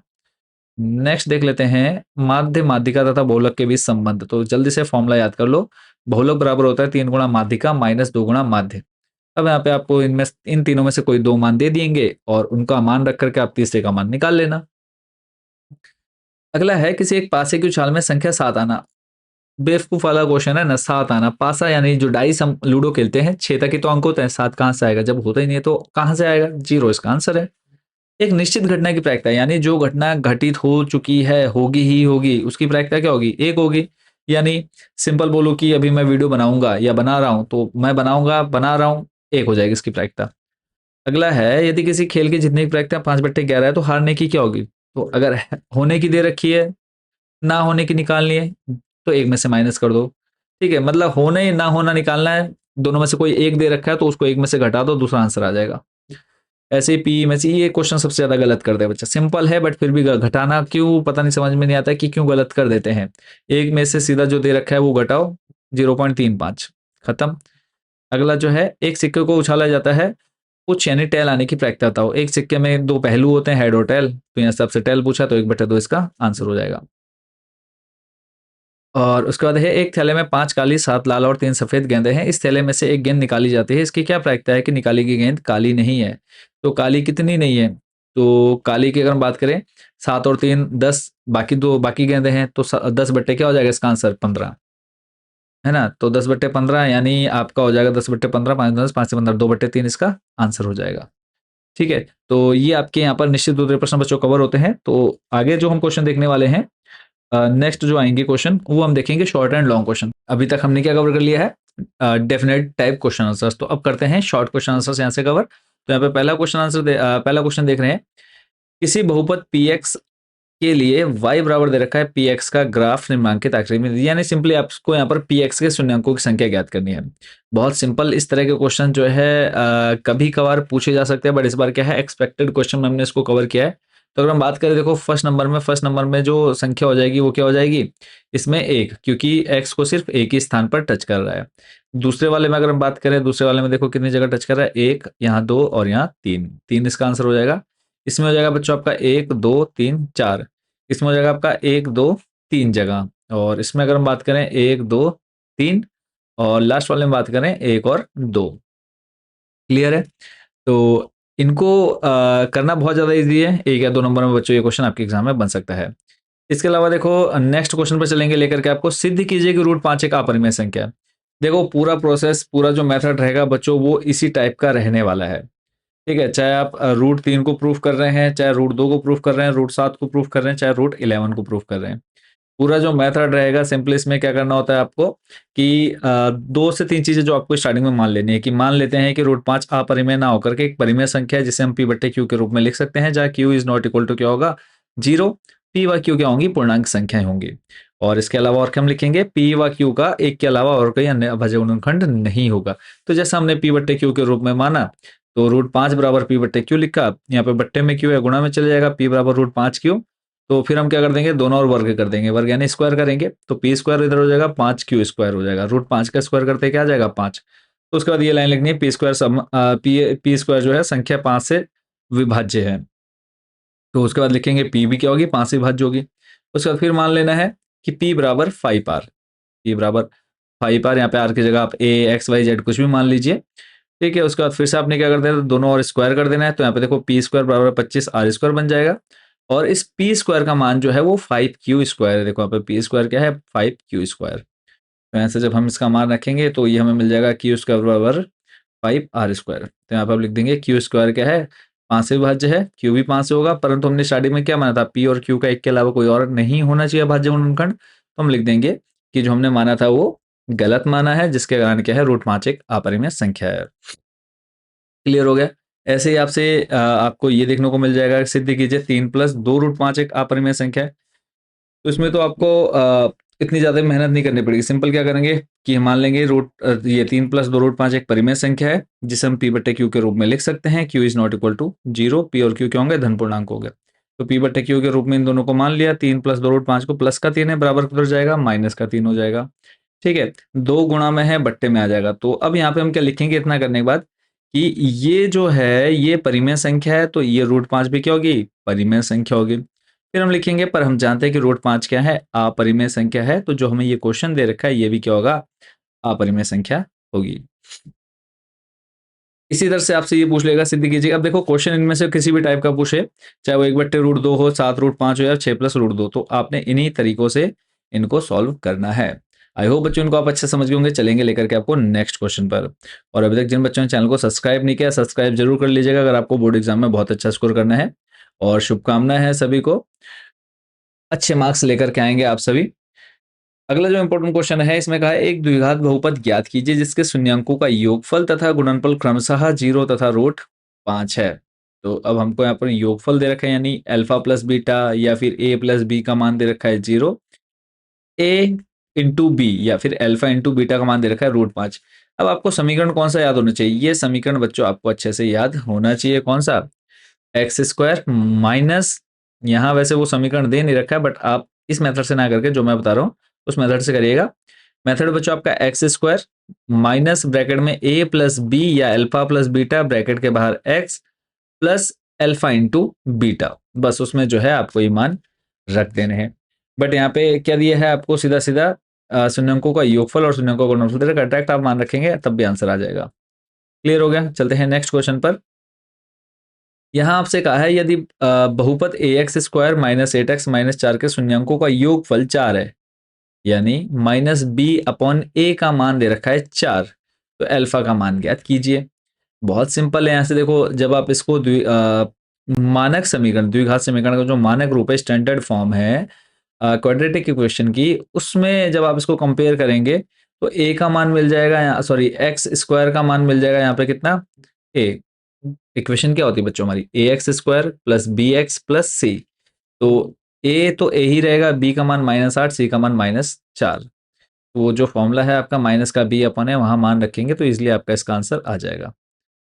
नेक्स्ट क्वेश्चन है, दो संख्याओं का अंतर 26 है और एक संख्या दूसरी संख्या की 3 गुनी है, संख्याएं ज्ञात कीजिए। तो यहाँ पे दो संख्याएं जो हमें ज्ञात करनी है उनको मान लेंगे। माना पहली संख्या क्या हो जाएगी x, दूसरी संख्या क्या हो जाएगी बच्चों y। और आई होप कि आप सभी बच्चों ने क्या है चैनल को सब्सक्राइब कर लिया होगा। तो एक संख्या, जैसे क्वेश्चन में कहा है, एक संख्या दूसरी संख्या की कितनी गुनी है, 3 गुनी है। तो वहीं हमने लिख दिया कि एक संख्या बराबर 3 गुणा दूसरी संख्या। तो x बराबर बच्चों कितना हो जाएगा, 3y, समीकरण नंबर 1। तो इनका अंतर दे रखा है कितना, 26। अंतर यानी अगर हम बड़ी संख्या में से छोटी संख्या को घटाएं तो हमें कितना मिलना चाहिए, 26 मिलना चाहिए। तो x minus y equal to कितना हो जाएगा, 26। तो यहां से आप क्या कर सकते हैं, देखो x बराबर कितना है, 3y। तो इस समीकरण में x बराबर 3y रखेंगे तो 3y में से 2y जाएगा, सॉरी 3y में से y जाएगा, बचेगा 2y, और 2 मल्टीप्लाई में डिवाइड में जाएगा इधर, तो 26/2 आ जाएगा 13। और ये y का मान 13 समीकरण 1 2 किसी में भी रख दो तो दूसरा आंसर जो है x बराबर 39 आ जाएगा। अगला जो क्वेश्चन आएगा वो है, रैखिक समीकरण युग्म a1x plus b1y plus c1 equal to 0 और a2x plus b2y plus c2 equal to 0 के संगत और उसका एक और केवल एक ही हल होने का प्रतिबंध लिखिए। तो यहाँ पर देखो केवल एक ही कब होगा, जब a1 upon a2 is not equal to b1 upon b2 होगा। तो जब आप इस समीकरण को इस फॉर्म में लिखेंगे तो इसकी जो कंडीशन आ जाएगी बच्चों ये रहेगी, इसको सिर्फ आपने याद रखना है कि संगत होगा और केवल एक ही हल होगा। उसकी कंडीशन क्या है, ये जो आप सामने देख पा रहे हैं। ऐसे ही दूसरे नंबर में हमें बोला है k का मान निकालना है। समीकरण दे रखे हैं दो, इन दोनों समीकरण को जब हम a1 b1 c1 a2 b2 c2 का मान निकालेंगे तो इक्वल में लेंगे इसको। तो यहाँ से हमें जो वैल्यू मिल रही है फर्स्ट और थर्ड को कंपेयर करने पर, सेकंड और थर्ड को कंपेयर करने पर, तो ये पॉसिबल नहीं है। तो यानी हम बोल सकते हैं कि k का कोई भी मान संभव नहीं है। अगला प्रश्न है, दो व्यक्तियों की आय का अनुपात 9:7 है, उनके खर्चों का अनुपात 4:3 है। यदि प्रत्येक व्यक्ति प्रति महीने में 2,000 रुपए बचा लेता है तो उनकी मासिक आय ज्ञात कीजिए। इंपॉर्टेंट क्वेश्चन रहेगा। दो चीजें निकालनी है कि तो उनकी सॉरी मासिक आय ज्ञात करनी है ना। तो हमने मान लिया कि यहाँ पे जो कुल आय है वो x है और खर्चे खर्चे जो है, मतलब जो वो कमा रहे हैं उसको हमने x मान लिया और जो खर्चा है उसको हमने y मान लिया। तो पहले व्यक्ति की आय कितनी है, अनुपात जो दे रखा है 9:7 है आय का अनुपात, तो यहाँ पे 9x हो जाएगा, दूसरे का हो जाएगा कितना 7x। खर्चे की बात करें तो देखो यहाँ पे है 4y, क्योंकि हमने क्या माना है, खर्चे को y माना है। तो 4y और इसका हो जाएगा 3y। कितना बचा रहे हैं प्रति महीने, 2,000 रुपए। तो दो समीकरण बन जाएंगे यहाँ पे, 9x minus 4y 7x minus 3y equal to 2,000। तो अब यहाँ पे आप चाहे विलोपन विधि से कर लो, फिर प्रतिस्थापन विधि से कर लो, जिस भी मेथड से आप करना चाहते हैं इसको सॉल्व करके आप यहाँ से डायरेक्टली इनका जो आंसर है वो x और y का मान निकल जाएगा। तो वो मान जो है आपने मासिक आय ज्ञात करने वाले जो हमने स्टार्टिंग में माना था 9x और 7x, इसमें वैल्यू रखेंगे, आंसर आ जाएगा। अगला क्वेश्चन आप देख पा रहे हैं, प्रीवियस ईयर में काफी बार पूछा गया है, इस बार भी एक्सपेक्टेड में है। ऐसी दो संख्याएं ज्ञात कीजिए जिनका योग 27 और गुणनफल कितना हो, 182 हो। तो यहाँ पे हम मान लेंगे पहली संख्या x और फिर हमें बोला है दोनों संख्याओं का गुणनफल कितना है, 182 है। तो पहली संख्या गुणा दूसरी संख्या बराबर 182। तो पहली संख्या को हमने x मान लिया है तो गुणा में है, इधर आ जाएगा डिवाइड बट्टे में। तो दोनों संख्याओं का योग दे रखा है कितना, 27। तो x प्लस 182 बट्टे एक्स इक्वल टू कितना आ जाएगा, 27। अब इसको सिंपली क्या करेंगे, एलसीएम लेकर के सॉल्व करेंगे, एक द्विघात समीकरण मिल जाएगा, x square minus 27x plus 182। इसको सॉल्व करेंगे फैक्टराइजेशन मेथड से यानी गुणनखंड विधि से।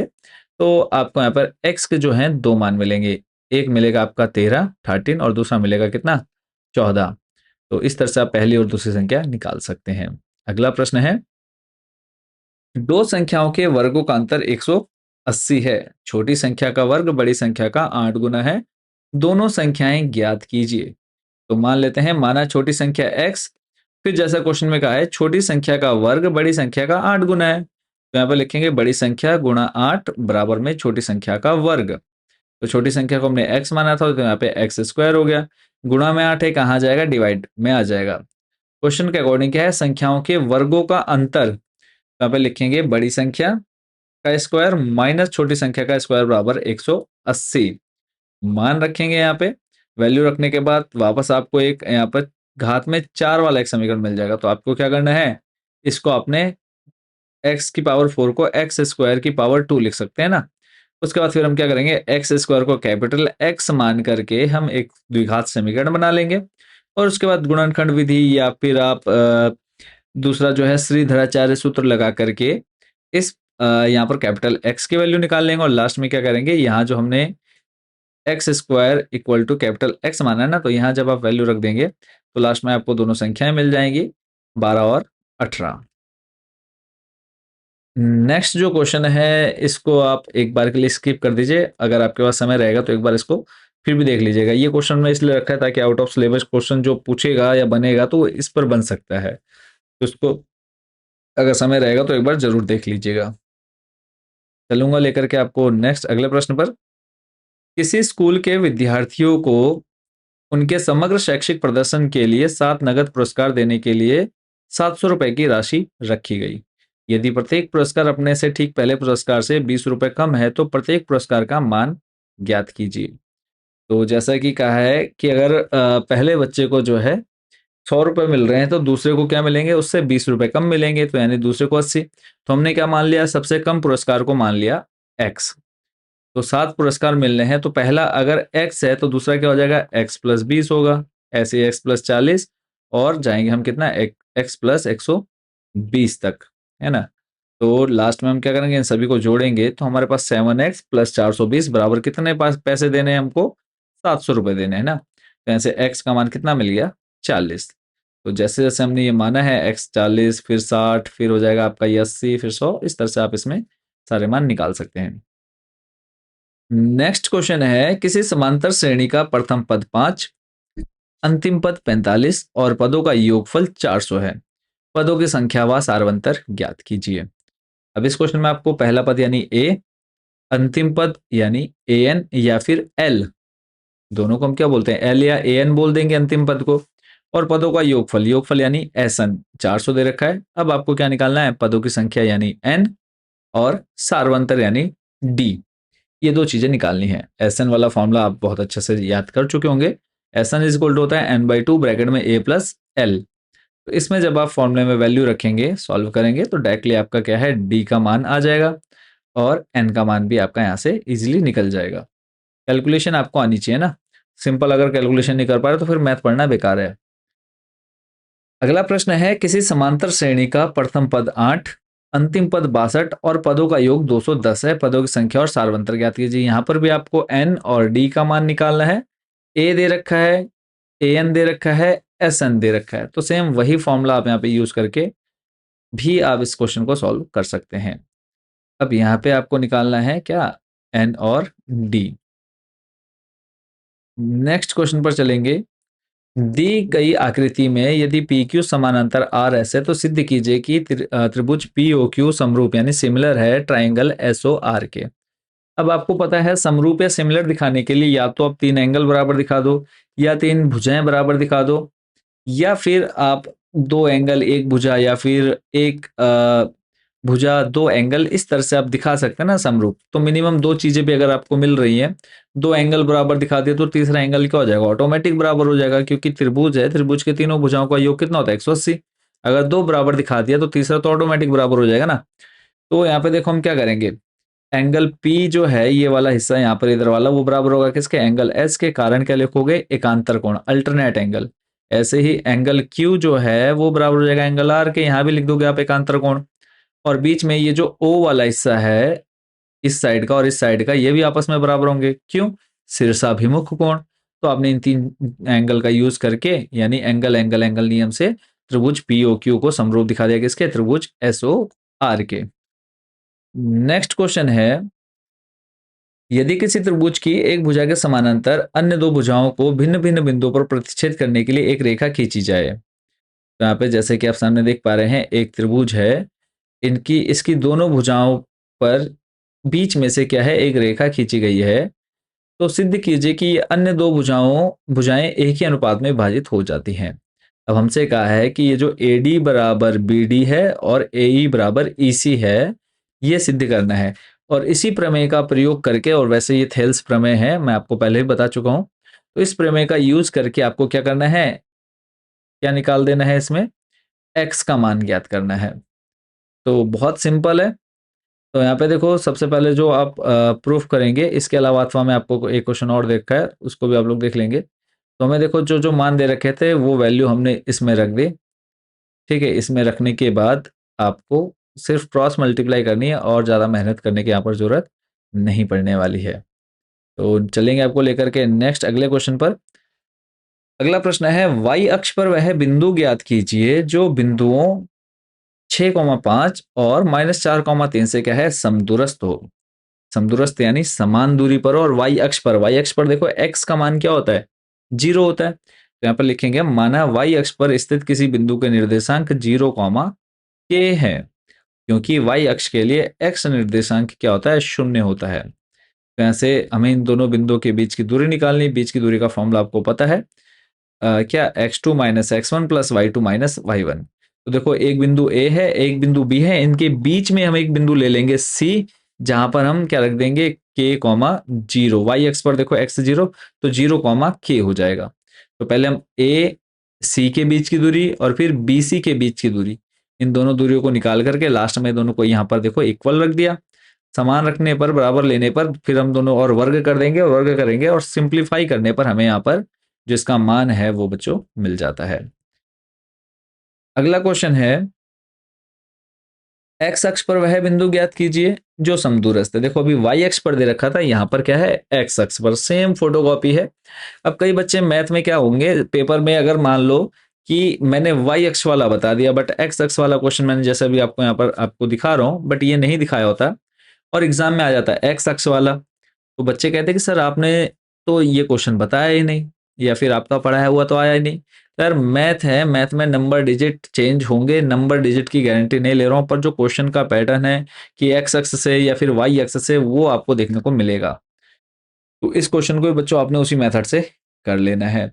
और आप सभी ने अपना प्यार और सपोर्ट हमारे चैनल को सब्सक्राइब करके जरूर देना है। तो बने रहिएगा वीडियो के लास्ट तक। अगले क्वेश्चन पर चलेंगे, बिंदुओं -3,10 और 6,-8 को जोड़ने वाले रेखाखंड को बिंदु -1,6 किस अनुपात में विभाजित करता है। अब यहाँ पे आपको क्या निकालना है, m1 और m2 का मान निकालना है। आपको x1 y1 x2 y2 और x और y का मान दे रखा है। फॉर्मूला आपको पता है, विभाजन सूत्र क्या होता है, x is equal to m1 x2 plus m2 x1 upon में m1 प्लस m2, मतलब m1 x2 plus m2 x1 upon में m1 प्लस m2। उसमें आपने सिंपली वैल्यू रखनी है, सारी वैल्यूज यहाँ पे दे दी है। सिंप्लीफाई करेंगे, आपका जो मान है, सॉल्यूशन है, वो यहाँ से निकल करके आ जाएगा। 2/7 बच्चों इसका आंसर है। ठीक है, अगला प्रश्न है, बिंदुओं दे रखे हैं, यानी बिंदु दे रखे हैं 1,-4 और -5,-6 को जोड़ने वाले रेखाखंड को y अक्ष किस अनुपात में विभाजित करती है। इस प्रतिच्छेद बिंदु के निर्देशांक भी ज्ञात कीजिए। y अक्ष की बात हो रही है, यानी x का मान क्या हो जाएगा, 0, यानी x का मान मिल गया, x1 y1 का मान मिल गया, x2 y2 का मान मिल गया। सेम इसी फॉर्मूले का यूज करके यहाँ पर -1 की जगह 0 आ जाएगा। बाकी ये x1 x2 ये दोनों मान रख करके आप इसी मेथड से पूरा इसको वापस सॉल्व कर लेंगे। क्लियर है, चलते हैं नेक्स्ट क्वेश्चन पे।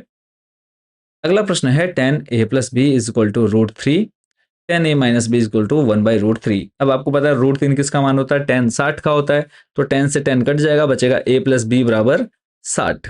ऐसे 1/√3 होता है किसका, tan 30 का, तो वापस tan से tan कटेगा, a माइनस बी बराबर बचेगा 30। समीकरण 1 2 बन गए। अब इनको चाहे आप विलोपन विधि से, प्रतिस्थापन विधि से, या फिर इसके अलावा ग्राफिकल मेथड से आप इसको सॉल्व कर सकते हैं। तो आई होप कि यहाँ पे ए और बी का मान आप इजीली निकाल लेंगे, या फिर इतना नहीं कर सकते तो समीकरण 1 और 2 को एक बार जोड़ दो, या फिर उसके बाद फिर घटा दो, ए और बी का मान आपको मिल जाएगा। नेक्स्ट क्वेश्चन है, सिद्धि कीजिए कि 1 प्लस sec a अपॉन में sec a is equal to sine square है अपॉन में 1 माइनस कॉस है। ये आपको प्रूफ करना है। तो मैं ऐसे देखो लेफ्ट हैंड साइड लेकर के सॉल्व करेंगे। कैसे सॉल्व करेंगे, देखो 1 को वैसे ही छोड़ा, sec a को लिख सकते हैं 1 अपॉन cos a, फिर नीचे sec a को लिख दिया 1 अपॉन cos a। अब अगली लाइन में अगर हम चले तो एलसीएम लेंगे, cos a देखो इस 1 के साथ आ जाएगा cos a प्लस 1 अपॉन में 1 प्लस cos a बनेगा। देखो 1 प्लस cos a और नीचे आपके पास रहा क्या 1 अपॉन cos a, है ना। और उसके बाद अंश और हर में क्या कर दिया आपने 1 माइनस cos a से गुणा करा दिया। तो जब आप गुणा कराएंगे तो आपका बन जाएगा समीकरण 1 माइनस कॉस स्क्वायर ए, और इधर देखो आ जाएगा, यहाँ देखो ये इसको जब आप सिंप्लीफाई करेंगे तो यहाँ बनेगा 1, ये कॉस ए जो है यहाँ चल जाएगा 1 के साथ मल्टीप्लाई में, तो बन जाएगा कॉस ए प्लस 1 अपॉन में कॉस ए, और ये जो नीचे वाला घूम कर है ये ऊपर आ जाएगा इस 1 के साथ मल्टीप्लाई में, तो कॉस ए से कॉस ए कट जाएगा, बचेगा 1 प्लस कॉस ए। फिर आपने गुणा भाग करा दिया, 1 माइनस कॉस ए से 1 माइनस कॉस ए से गुणा और भाग, तो ए plus b a minus b, A square minus b square वाला फॉर्मूला बनेगा, तो 1 माइनस कॉस स्क्वायर होता है बच्चों साइन स्क्वायर ए, तो जो प्रूव करना था वो आपके सामने है। ऐसे ही नेक्स्ट क्वेश्चन है 1 plus tan a plus sec a, फिर 1 plus cot a minus cosec a equal to 2 proof करना है। बहुत सिंपल है, टेन और सेक कॉट को हम तोड़ लेंगे किसमें बच्चों, साइन और कॉस में। तो देखो टेन को यहाँ पे हम स्टेप बाय स्टेप समझेंगे। टेन को हम लिख सकते हैं साइन अपॉन कॉस, सेक को लिख सकते हैं 1 अपॉन कॉस, ऐसे ही कॉट को कॉस अपॉन साइन, कॉसेक को 1 अपॉन साइन। यहाँ तक क्लियर है। नेक्स्ट लाइन में हमने इनका एलसीएम ले लेना है। क्या लेना है, एलसीएम। देखो कॉस ए आ जाएगा यहाँ पे, कॉस ए की मल्टीप्लाई इस 1 के साथ कराएंगे तो क्या बन जाएगा cos A plus sine a plus 1, तो यहाँ पे बस इसको आगे पीछे करके लिख लिया है, साइन ए को आगे ले लिया, यहाँ वाला जो कॉस है वो ये आ गया 1 अपनी जगह। ऐसे इधर बन जाएगा आपका sine a plus cos A minus 1। यहाँ तक क्लियर हो गया। फिर नेक्स्ट लाइन में अगर हम देखें तो जो ये +1 है -1 है, इनको हमने साइड साइड में रख लिया। फिर अगली लाइन में देखो अगर हम इनको देखें तो मल्टीप्लाई में है, तो एक बार हमने मल्टीप्लाई इसके साथ, यानी ये बन गया पूरा a प्लस बी, फिर ये पूरा a माइनस बी, यानी साइन ए प्लस कॉस ए को a मान लिया और इस 1 को b। ठीक है, तो a plus b a minus b, तो फॉर्मूला बन गया a square minus b square. देखो एक का स्क्वायर करेंगे वापस एक ही मिलेगा। नेक्स्ट लाइन में फिर a प्लस बी का whole square, a square plus b square plus 2ab minus 1। Simplify करेंगे sine square a plus cos square मान कितना होता है 1, तो यहाँ पे देखो प्लस 1 माइनस 1 कट हो जाएगा, बचेगा 2 साइन ए कॉस ए, तो साइन ए कॉस ए से कट हो जाएगा, बचेगा सिर्फ क्या 2। चलते हैं नेक्स्ट क्वेश्चन पर। अगला प्रश्न है, यदि त्रिभुज ए बी सी में जिसका कोण बी समकोण है, यदि tan a बराबर 1/√3, तो सिद्ध कीजिए कि sine a cos c plus cos a sin c बराबर 1।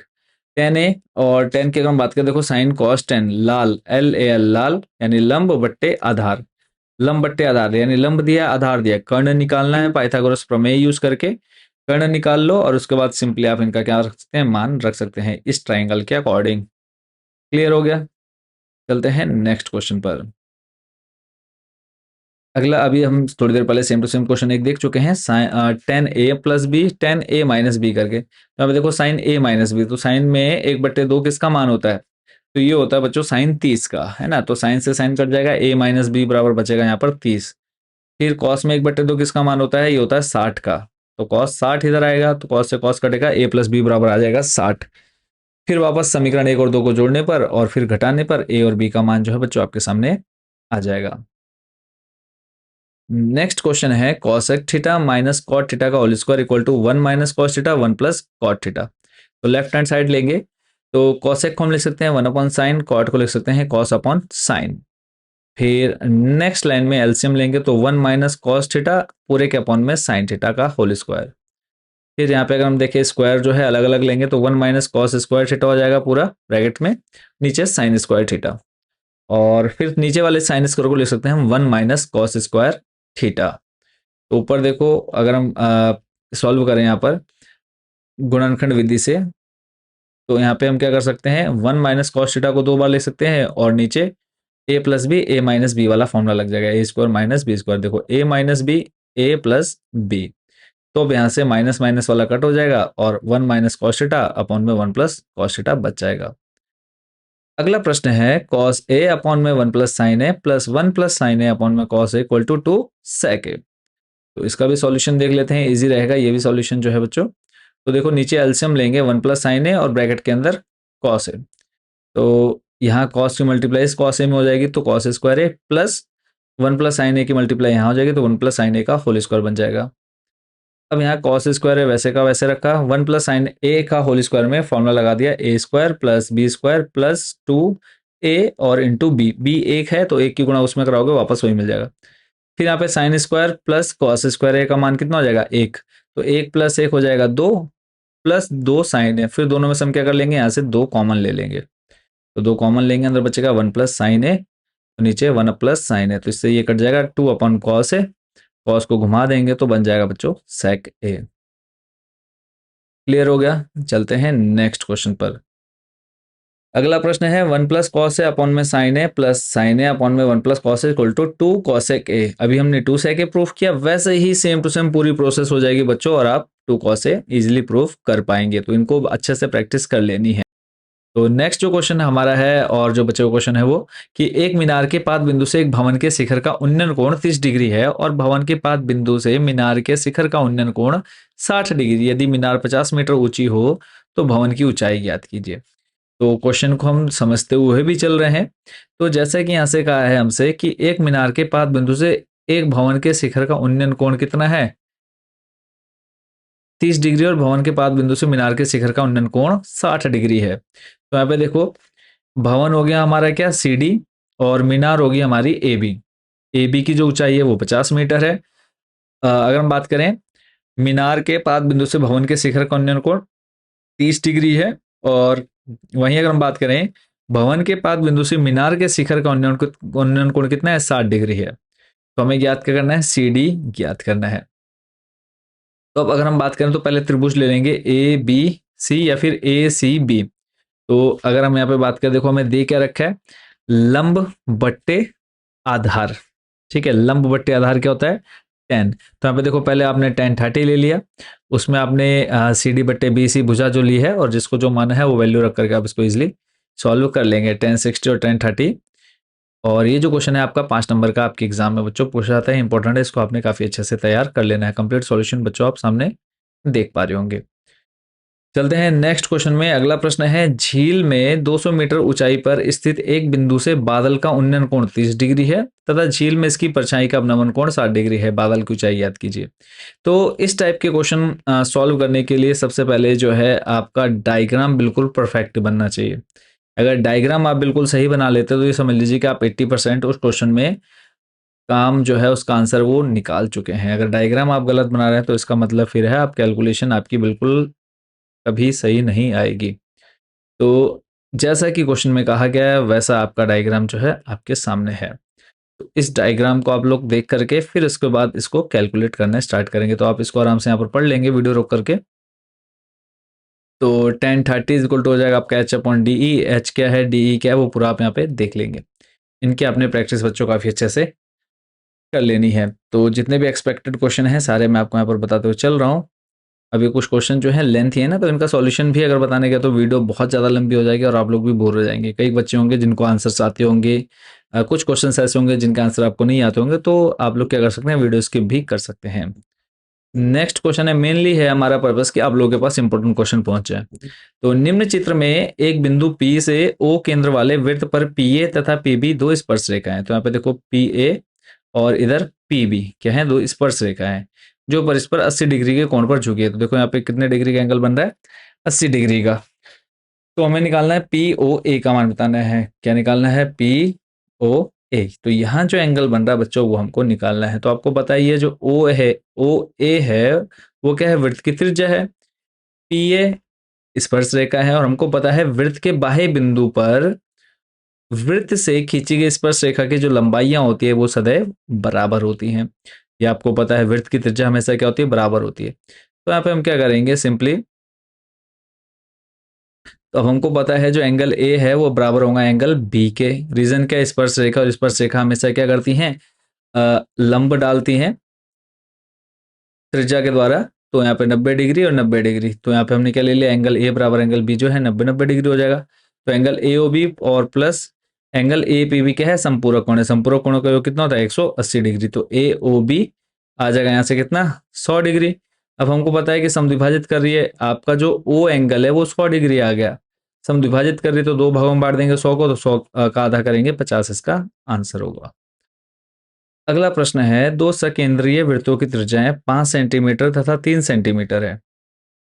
बड़े वृत्त की उस जीवा की लंबाई ज्ञात कीजिए जो छोटे वृत्त को स्पर्श करती है। तो हमको निकालना है क्या इस क्वेश्चन में, ए बी का मान ज्ञात करना है। तो दो साकेंद्रीय वृत्त, साकेंद्रीय वृत्त का मतलब होता है जिसका केंद्र बिंदु एक है। तो यहाँ पे देखो एक वृत्त है जिसकी त्रिज्या 3 सेंटीमीटर है और एक बड़ा वृत्त है जिसकी त्रिज्या कितनी है 5 सेंटीमीटर है। तो बड़े वृत्त की उस जीवा की लंबाई ज्ञात करनी है जो छोटे वृत्त को स्पर्श करे। देखो छोटे वृत्त को स्पर्श कर रही है ना, तो अब यहाँ पे हम क्या करेंगे, पाइथागोरस प्रमेय लगा सकते हैं। देखो यहाँ पे 90 डिग्री का कोण बन रहा है ना पी पर, तो पाइथागोरस प्रमेय लगाएंगे, कर्ण का स्क्वायर प्लस कर्ण का स्क्वायर बराबर लंब स्क्वायर प्लस आधार स्क्वायर। तो यहाँ से हमें एपी का मान मिल जाएगा और एपी का डबल कर देंगे तो पूरा ए बी का मान मिल जाएगा। तो जब हम पाइथागोरस प्रमेय लगाएंगे, एपी मिल गया 4 और उसका डबल कर देंगे तो 4 + 4 कितना हो जाएगा 8 हो जाएगा। नेक्स्ट क्वेश्चन है, केंद्र ओ वाले वृत्त पर बाह्य बिंदु टी से दो स्पर्श रेखाएं। स्पर्श रेखा देखो वृत्त के, सॉरी केंद्र ओ वाले वृत्त पर क्या कर रहे हैं, बाह्य बिंदु टी पर हमने स्पर्श रेखा खींची टीपी और टी क्यू। अब हमें सिद्ध करना है क्या कि angle P T Q, angle P T Q बराबर है दो एंगल ओ पी क्यू के, ओ पी क्यू के डबल है। तो इसके लिए देखो आप इसकी जो पूरी थ्योरम है, दिया क्या क्या है वो आपने लिख लेना है कि एक वृत्त जिसका केंद्र बिंदु ओ है, इस वृत्त पर बाह्य बिंदु टी से दो स्पर्श रेखाएं टीबी तथा टी क्यू खींची गई हैं। सिद्ध जो करना है वो हमने लिख दिया। अब उपपत्ति में हमको पता है कि जो स्पर्श रेखाएं होती हैं वो अगर वृत्त के बाह्य बिंदु पर हैं तो दोनों बराबर लंबाई की होती हैं, तो टीपी बराबर क्या आ जाएगा टी क्यू। और अगर किसी त्रिभुज की दो भुजाएं अगर बराबर हैं तो उसके आमने सामने के जो कोण होते हैं वो भी क्या होते हैं बराबर होते हैं। तो यहाँ से एंगल पी बराबर क्या ले लेंगे हम, एंगल क्यू। फिर हमने लिया टी पी क्यू में, तो टी पी क्यू लेंगे तो इसके तीनों भुज के तीनों कोणों का योग कितना होता है 180 डिग्री। अब हमको पता है कि ये दोनों जो हैं बराबर हैं, तो यहाँ से हमें क्या मिल जाएगा टी पी क्यू या टी क्यू पी को हम लिख सकते हैं क्या 2, क्योंकि दोनों एक दूसरे के क्या हैं बराबर। अभी हम दिखा तो चुके हैं यहाँ पे एंगल पी बराबर एंगल क्यू। तो यहाँ से आ जाएगा 2p, 2 angle T P Q, plus में है इसको बराबर की तरह लाओगे आ जाएगा माइनस में। तो टी पी क्यू को हम दो भागों में तोड़ सकते हैं, O P T minus O P Q. O P T का मान दे रखा है 90 डिग्री। तो अब इसको सिंप्लीफाई करेंगे तो 90 दूनी हो जाएगा 180, 180 से 180 जाएगा, बचेगा क्या दो की गुणा अंदर करा दो या फिर ब्रैकेट ओपन करेंगे, देखो minus plus minus minus minus plus हो जाएगा, 180 से 180 कटेगा, बचेगा 2 angle O P Q. Most important question है कि एक वृत्त को बाह्यता स्पर्श करता हुआ एक चतुर्भुज ए बी सी डी है। सिद्ध कीजिए कि A B plus C D equal to A D plus B C. या फिर इसी क्वेश्चन को घुमा देंगे तो आपको कुछ इस तरह से आपको देखने को मिलने वाला है। तो अगर मैं यहाँ पर एक चीज आपसे पूछूं, ये जो ए एन और ए के है वो क्या है, तो आप बोलेंगे कि सर वृत्त की स्पर्श रेखाएं हैं, है ना। इतना क्लियर हो गया, बहुत सिंपल क्वेश्चन है, इजी क्वेश्चन है, जो प्रूफ करना है बस उसको ध्यान रखना है। तो अब हमें देखो ए बी चाहिए, क्या चाहिए ए बी, और सी डी, सी डी का है हमारा, सी डी नीचे है। तो स्पर्श रेखा की लंबाई बराबर है, यानी हम लिख सकते हैं ए एन बराबर ए के, फिर ऐसे डी एम बराबर डी एन, ऐसे ही फिर बी के बराबर बी एल और सी एल बराबर सी एम। कारण क्या रहेगा बच्चों कि वृत्त के बाह्य बिंदु से खींची गई स्पर्श रेखा की लंबाइयां जो होती है वो सदैव बराबर होती हैं। तो हमने समीकरण 1 2 3 4 बना दिया। अब हमको चाहिए क्या A B plus C D, A B चाहिए। तो ए बी के लिए हमें क्या चाहिए, तो यहाँ से ए के बराबर के बी चाहिए। जब हम लिखेंगे ए के प्लस के बी तो ये बन जाएगा आपका ए बी। तो ऐसे ही आपका बी सी बराबर बनाने के लिए तो हमें बी एल और सी एल चाहिए। तो हमें ऐसी भुजाएं लेनी है जो हमने 4 समीकरण बनाए हैं नीचे। देखो यहाँ पे जो 4 समीकरण है उन चारों समीकरणों को हमें इस तरह से सेट करना है कि हमारे जो मान है वो आ जाए। क्लियर है। नेक्स्ट क्वेश्चन रहेगा, सिद्ध कीजिए कि किसी वृत्त के परिगत समांतर चतुर्भुज एक समचतुर्भुज होता है। तो ये भी बहुत इजी क्वेश्चन है, इसमें भी हम पार्ट बाय पार्ट सॉल्व करेंगे। तो एक काम कर सकते हैं कि आप इस वीडियो को रोक करके आप इस पूरे क्वेश्चन को बहुत अच्छे से सॉल्व करिएगा। क्लियर हो गया, चलते हैं आपको लेकर के अगले प्रश्न पर। अब ये क्वेश्चन देखो आपके प्रीवियस एग्जाम्स में काफी बार पूछा जा चुका और मोस्ट इंपॉर्टेंट क्वेश्चन रहता है बच्चों ये। तो इसमें आपसे कहा है सिद्ध कीजिए कि बाह्य बिंदु से किसी वृत्त पर खींची गई स्पर्श रेखाओं के बीच का कोण स्पर्श बिंदुओं को मिलाने वाले रेखाखंड द्वारा केंद्र पर आंतरिक कोण का संपूरक कोण होता है। तो यानी जो यहाँ एंगल बन रहा है वो इसका क्या होगा, संपूरक कोण होगा। तो जो दे रखा है वो आपने लिख लिया क्वेश्चन से, जो सिद्ध करना है वो भी आपने क्वेश्चन से लिख लिया। उपपत्ति में तो यहाँ पे देखो ओ ए पी क्या हो जाएगा, 90 डिग्री। O A P. अब आपको पता है कि स्पर्श रेखा जो है त्रिज्या लंब होती है और हमेशा 90 डिग्री का कोण बनाती है। तो ओ ए पी 90 डिग्री हो गया, ऐसे ही ओ बी पी 90 डिग्री हो जाएगा। समीकरण 1 और 2, जब आप समीकरण 1 और 2 को जोड़ेंगे तो 90 + 90 कितना बन जाएगा, 180। क्लियर है। तो उसके बाद नेक्स्ट हम चतुर्भुज लेंगे, ये पूरा वाला चतुर्भुज, angle o, angle a, angle p plus angle b, इन चारों कोणों का योग कितना होगा, 360। क्यों, क्योंकि चतुर्भुज के चारों कोणों का योग होता है 360। तो यहाँ पे अभी हमने ओ ए पी और ओ बी पी का मान ले लिया, कितना है, 180। बाकी दो एंगल बचे, उन दोनों एंगल को छोड़ करके 180 आ गया, तो बाकी दोनों का मान कितना आ गया, 180। तो संपूरक कोणों का योग कितना होता है बच्चों, 180 डिग्री होता है।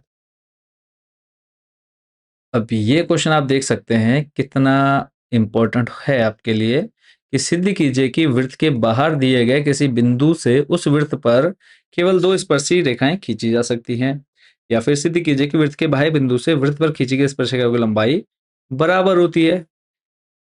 तो इस क्वेश्चन को कैसे सॉल्व करना है, बहुत अच्छे से समझना बच्चों। दिया है, क्या दिया है, केंद्र ओ वाला एक वृत्त जिसके बाहर स्थित एक बिंदु पी है। अब यहाँ पे आपको क्या करना है, दो वृत्त बना लेने हैं। तो सिद्ध करना है, जो आपको यहाँ पर दे रखी रचना आप लोगों ने बहुत अच्छे से यहाँ पर समझनी, उपपत्ति यहाँ से आपने सॉल्यूशन जो करना है वो स्टार्ट कर देना है। ठीक है, तो इसको भी आप लोग देख लीजिएगा। चलेंगे आपको लेकर के नेक्स्ट अगले क्वेश्चन पर।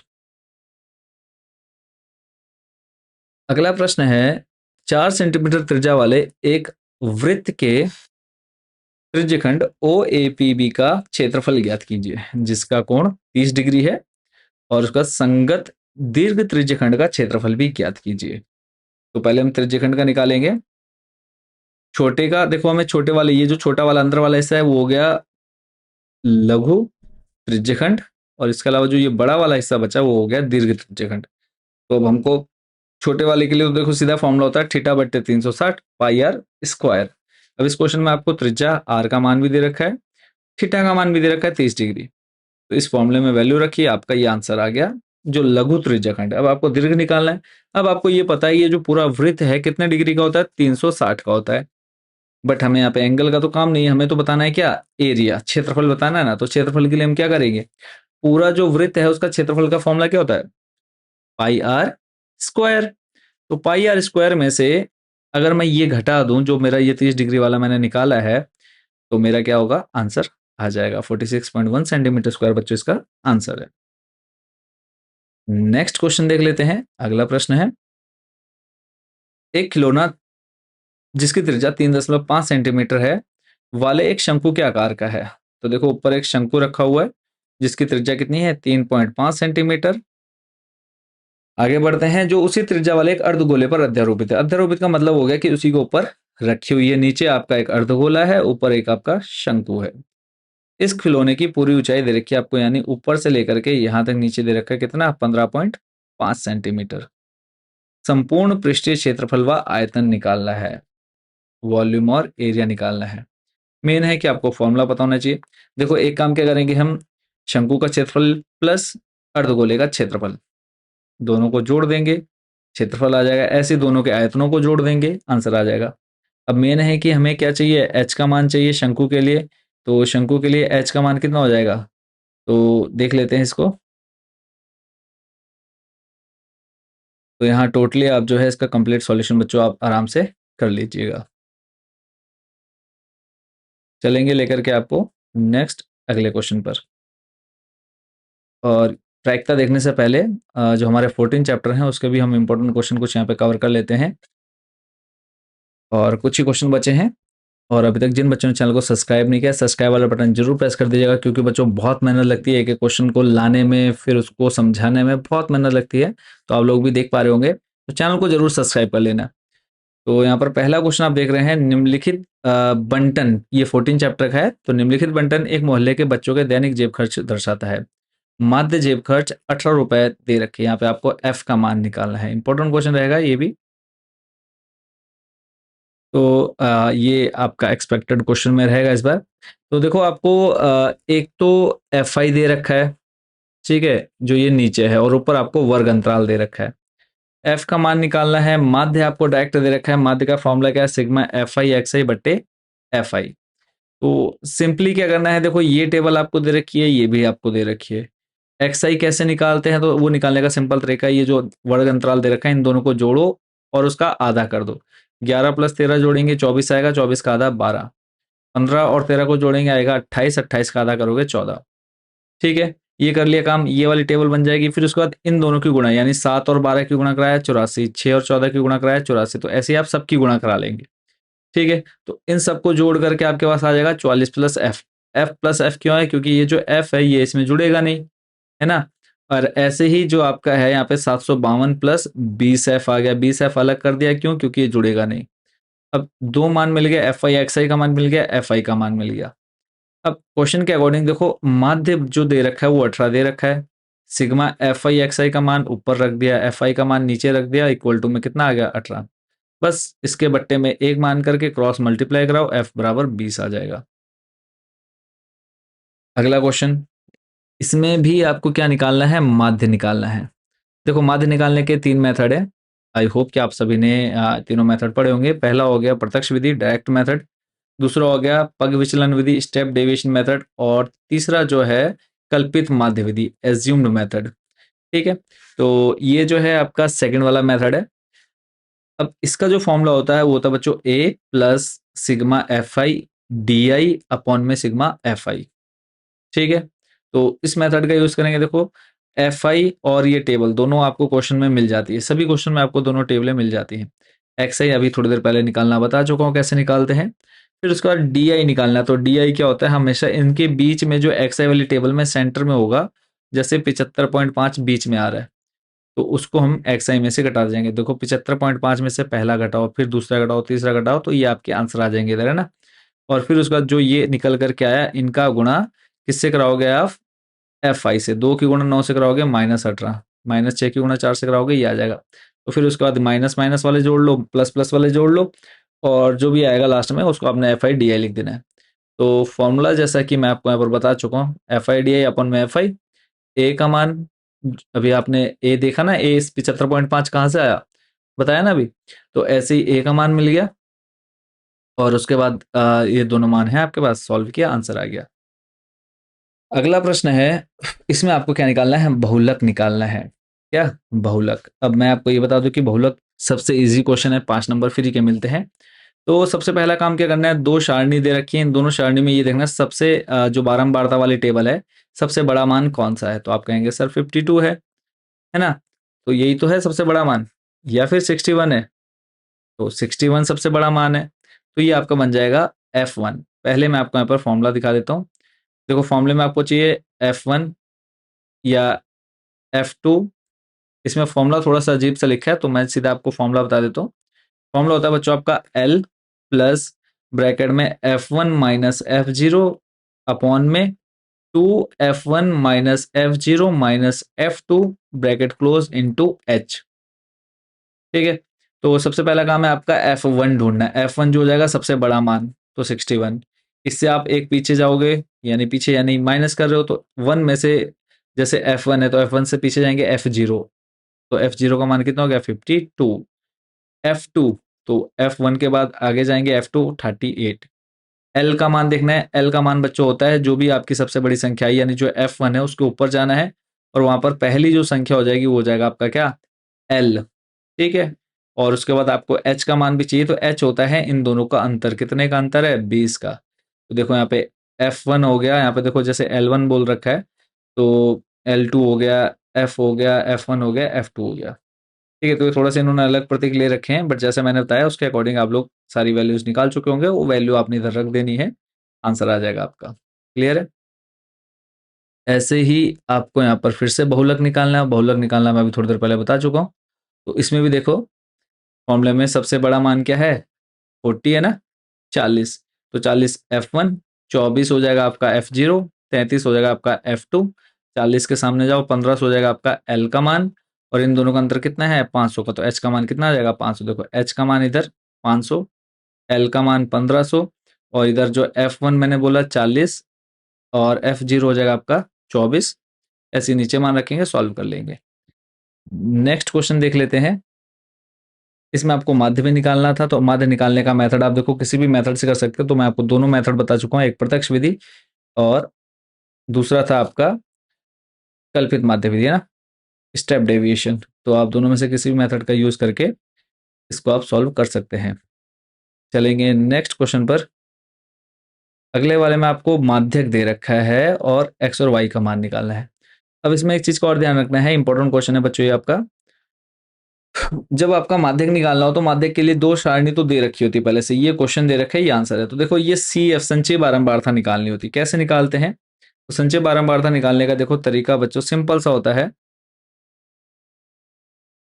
कि जो सबसे पहले दे रखा है ना, उसको हम डायरेक्ट इधर लिख लेते हैं। और यहाँ पे मिस प्रिंट है, यहाँ इन्होंने दे रखा है 35, जबकि यहाँ पर आएगा कितना 5 ही आएगा, ठीक है। यहाँ से ये 3 हटा देना अपने आप ही, 5 का 5 आया, फिर 5 में x को ऐड करेंगे, यानी इस तरह से क्रॉस में जोड़ते हुए चलते हैं, 5 प्लस एक्स, फिर ऐसे देखो 20 प्लस एक्स प्लस 5 हो जाएगा, तो ये हो जाएगा 25 प्लस एक्स। तो क्रॉस क्रॉस जोड़ते हुए चलेंगे और इन सबको जोड़ लेंगे, n बराबर कितना आएगा 60। नेक्स्ट यहाँ से आपके दो समीकरण बनेंगे, इन दोनों समीकरणों का जो मान है आप इस फॉर्मूले में रखेंगे। दो समीकरण क्या है, इधर x प्लस वाई बराबर 15, क्योंकि माध्यक आपको दे ही रखा है सीधा सीधा क्वेश्चन में कितना 28.5, तो x प्लस वाई बराबर कितना आ जाएगा 60। सॉल्व करके आप इजिली इसका आंसर बच्चों निकाल पाएंगे। चलते हैं नेक्स्ट क्वेश्चन पर। इसमें भी आपको निकालना है, माध्यक निकालना है। और एक चीज का और ध्यान रखना, माध्यक में अगर आपसे बोले जैसे ये दे रखा है 20 से कम, 25 से कम, 30 से कम, तो इस कंडीशन में जो ये दूसरी टेबल रहती है वो संचयी बारंबारता की होती है। किसकी होती है, संचयी बारंबारता, CF की टेबल होती है।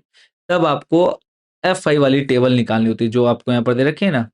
आपको देखो यहाँ क्वेश्चन में ये दो टेबल दे रखी है, तो ये F5 वाली टेबल दे रखी है ना, बारंबारता वाली। आपने CF निकाला ये, बट जो अभी वो आप देख रहे थे जिसमें 20 से कम, 25 से कम, तो उसमें आपको ये वाली टेबल दे रखी है, ये दे रखी है, ये निकालनी है। तो अब देखो इससे ये निकालने के लिए प्लस किया, अब इससे ये निकालने के लिए क्या करेंगे, माइनस करेंगे।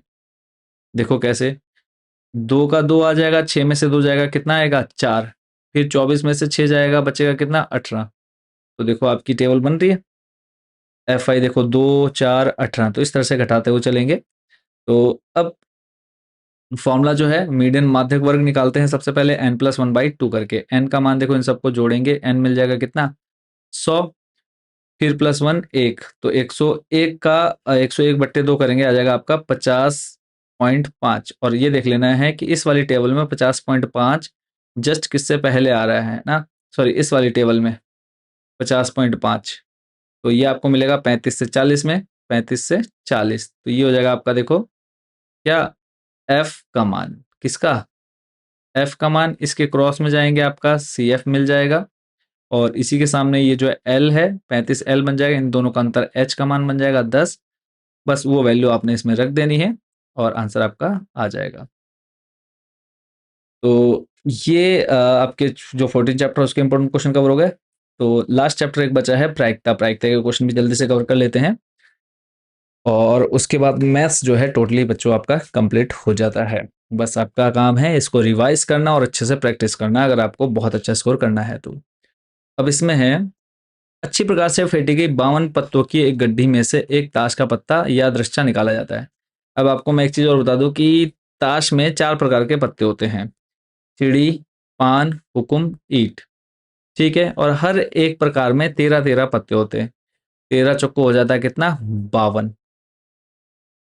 अब इसमें क्या है, लाल रंग का बादशाह, तो लाल रंग के बादशाह बच्चों 2 होते हैं, ठीक है। काले रंग के, अब देखो इस चारों में भी 2 लाल रंग के और 2 काले रंग के होते हैं। तो लाल रंग का बादशाह पूछा है, तो सिंपल सा मेथड है, देखो लाल रंग के बादशाह 2, अनुकूल परिणाम हो गए 2, और कुल कितने होते हैं 52, 2/52, 1/26 आंसर हो जाएगा। दूसरा इसमें पूछा है एक फेस कार्ड अर्थात तस्वीर वाला पत्ता, तो देखो एक प्रकार में 4 प्रकार होते हैं ना, तो एक में 3 तस्वीर वाले पत्ते होते हैं, कौन कौन, बेगम, बादशाह और गुलाम। 3 में तस्वीर बनी होती है, तो टोटल ताश में कितने हो जाएंगे, 3 चौको 12, तो 12/52, तो इसका आंसर आएगा 3/13। ऐसे ही अगला जो क्वेश्चन है, इसमें आपको बोला है इक्का। तो 4 प्रकार के होते हैं, तो सब में एक एक इक्का होता है। तो इक्का हो जाएंगे 4 और कुल पत्ते हो जाएंगे 52, तो 4/52 यानी 1/13 इसका आंसर हो जाएगा।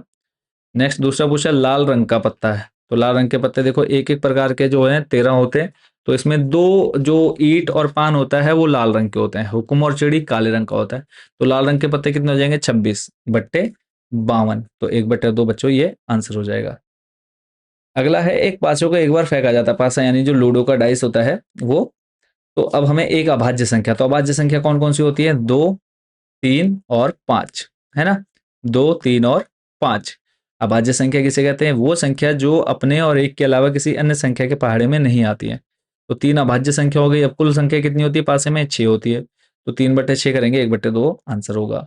सेकंड में पूछा एक विषम संख्या, तो विषम संख्या जो 2 के पहाड़े में नहीं आती, तो 1, 3, 5, तो इसमें भी क्या हो जाएगा, 3/6, 1/2। फिर है 1 और 4 के बीच स्थित कोई संख्या, 1 और 4 के बीच में कौन कौन सी संख्या होती है, 2 और 3, तो 2/6 इसका हो जाएगा, यानी 1/, आ जाएगा इसका आंसर 3। क्लियर है। और फिर चौथा जो नंबर इसमें पूछा है एक सम संख्या, सम संख्या 2, 4 और 6, तो इसका भी 3/6 यानी 1/2 आंसर हो जाएगा। चलते हैं नेक्स्ट क्वेश्चन पे। एक पेटी में 30 डिस्क है जिन पर 1 से 30 तक की संख्याएं अंकित हैं। यदि इस पेटी में से एक डिस्क निकाली जाती है तो इसकी प्रायिकता क्या है कि इस डिस्क पर क्या होगा, 2 अंकों की एक संख्या। देखो 1 से 30 तक ऐसी संख्या लिखी है, तो इसमें बोला है 2 अंकों की संख्या। तो 10 से स्टार्ट हो रही है, 30 तक जा रही है ना 2 अंकों की संख्या। तो 10 ये, 10 20 और एक 21, तो 21 हो गया अनुकूल परिणाम, कुल हो गए 30, तो 21/30, तो आंसर हो जाएगा हमारा 7/10 या फिर 0.7। दूसरा क्वेश्चन देखते हैं। एक पूर्ण वर्ग संख्या, पूर्ण वर्ग संख्या कौन कौन सी हो जाएगी हमारी, 1, 4, 9, 16 और 25, तो टोटल 5, तो 5/30 यानी 1/6 या फिर 0.16। तो इस तरह से बच्चों हमारी जो सीरीज थी मैथ की वो चूंकि कंप्लीट। आई होप कि आपने सभी क्वेश्चंस बहुत अच्छे से समझे और सॉल्व भी कर रखेंगे इनमें से काफ़ी क्वेश्चन। तो कमेंट सेक्शन में ज़रूर बताना कि अब आप लोग की तैयारी कितने % हो चुकी है और आप लोग कितने तैयार हैं मैथ्स के पेपर के लिए। तो नेक्स्ट जो है कल आप लोग का मैथ्स का पेपर है, बहुत अच्छे से देना है, किसी भी क्वेश्चन को छोड़ना नहीं है।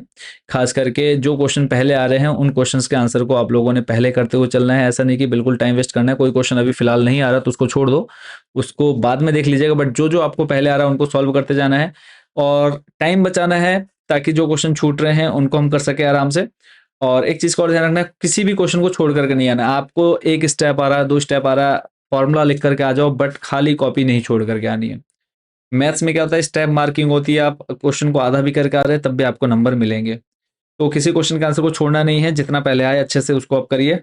टाइम जो थोड़ी सी स्पीड है उसको बढ़ा कर करना। मैथ्स में थोड़ा सा टाइम बच्चों को कम पड़ जाता है, हर बार पेपर छूट जाता है, तो इस गलती को आप लोगों ने नहीं करना है। स्पीड स्टार्टिंग से ही बना करके रखें, ये नहीं कि 3 घंटा है तो आराम से कर लेंगे। स्पीड को स्टार्टिंग से लेकर के चलें, ठीक है। जो क्वेश्चन आ रहे हैं उनको स्टार्टिंग में करना शुरू करें।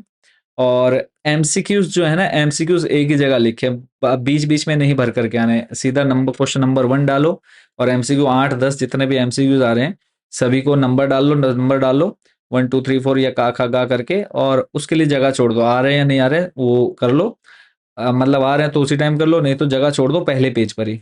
एमसीक्यूज हमेशा पहले पेज पर ही करो, ठीक है। बाकी सभी बच्चों का एग्जाम अच्छा जाएगा और मेहनत से देना है, ठीक है।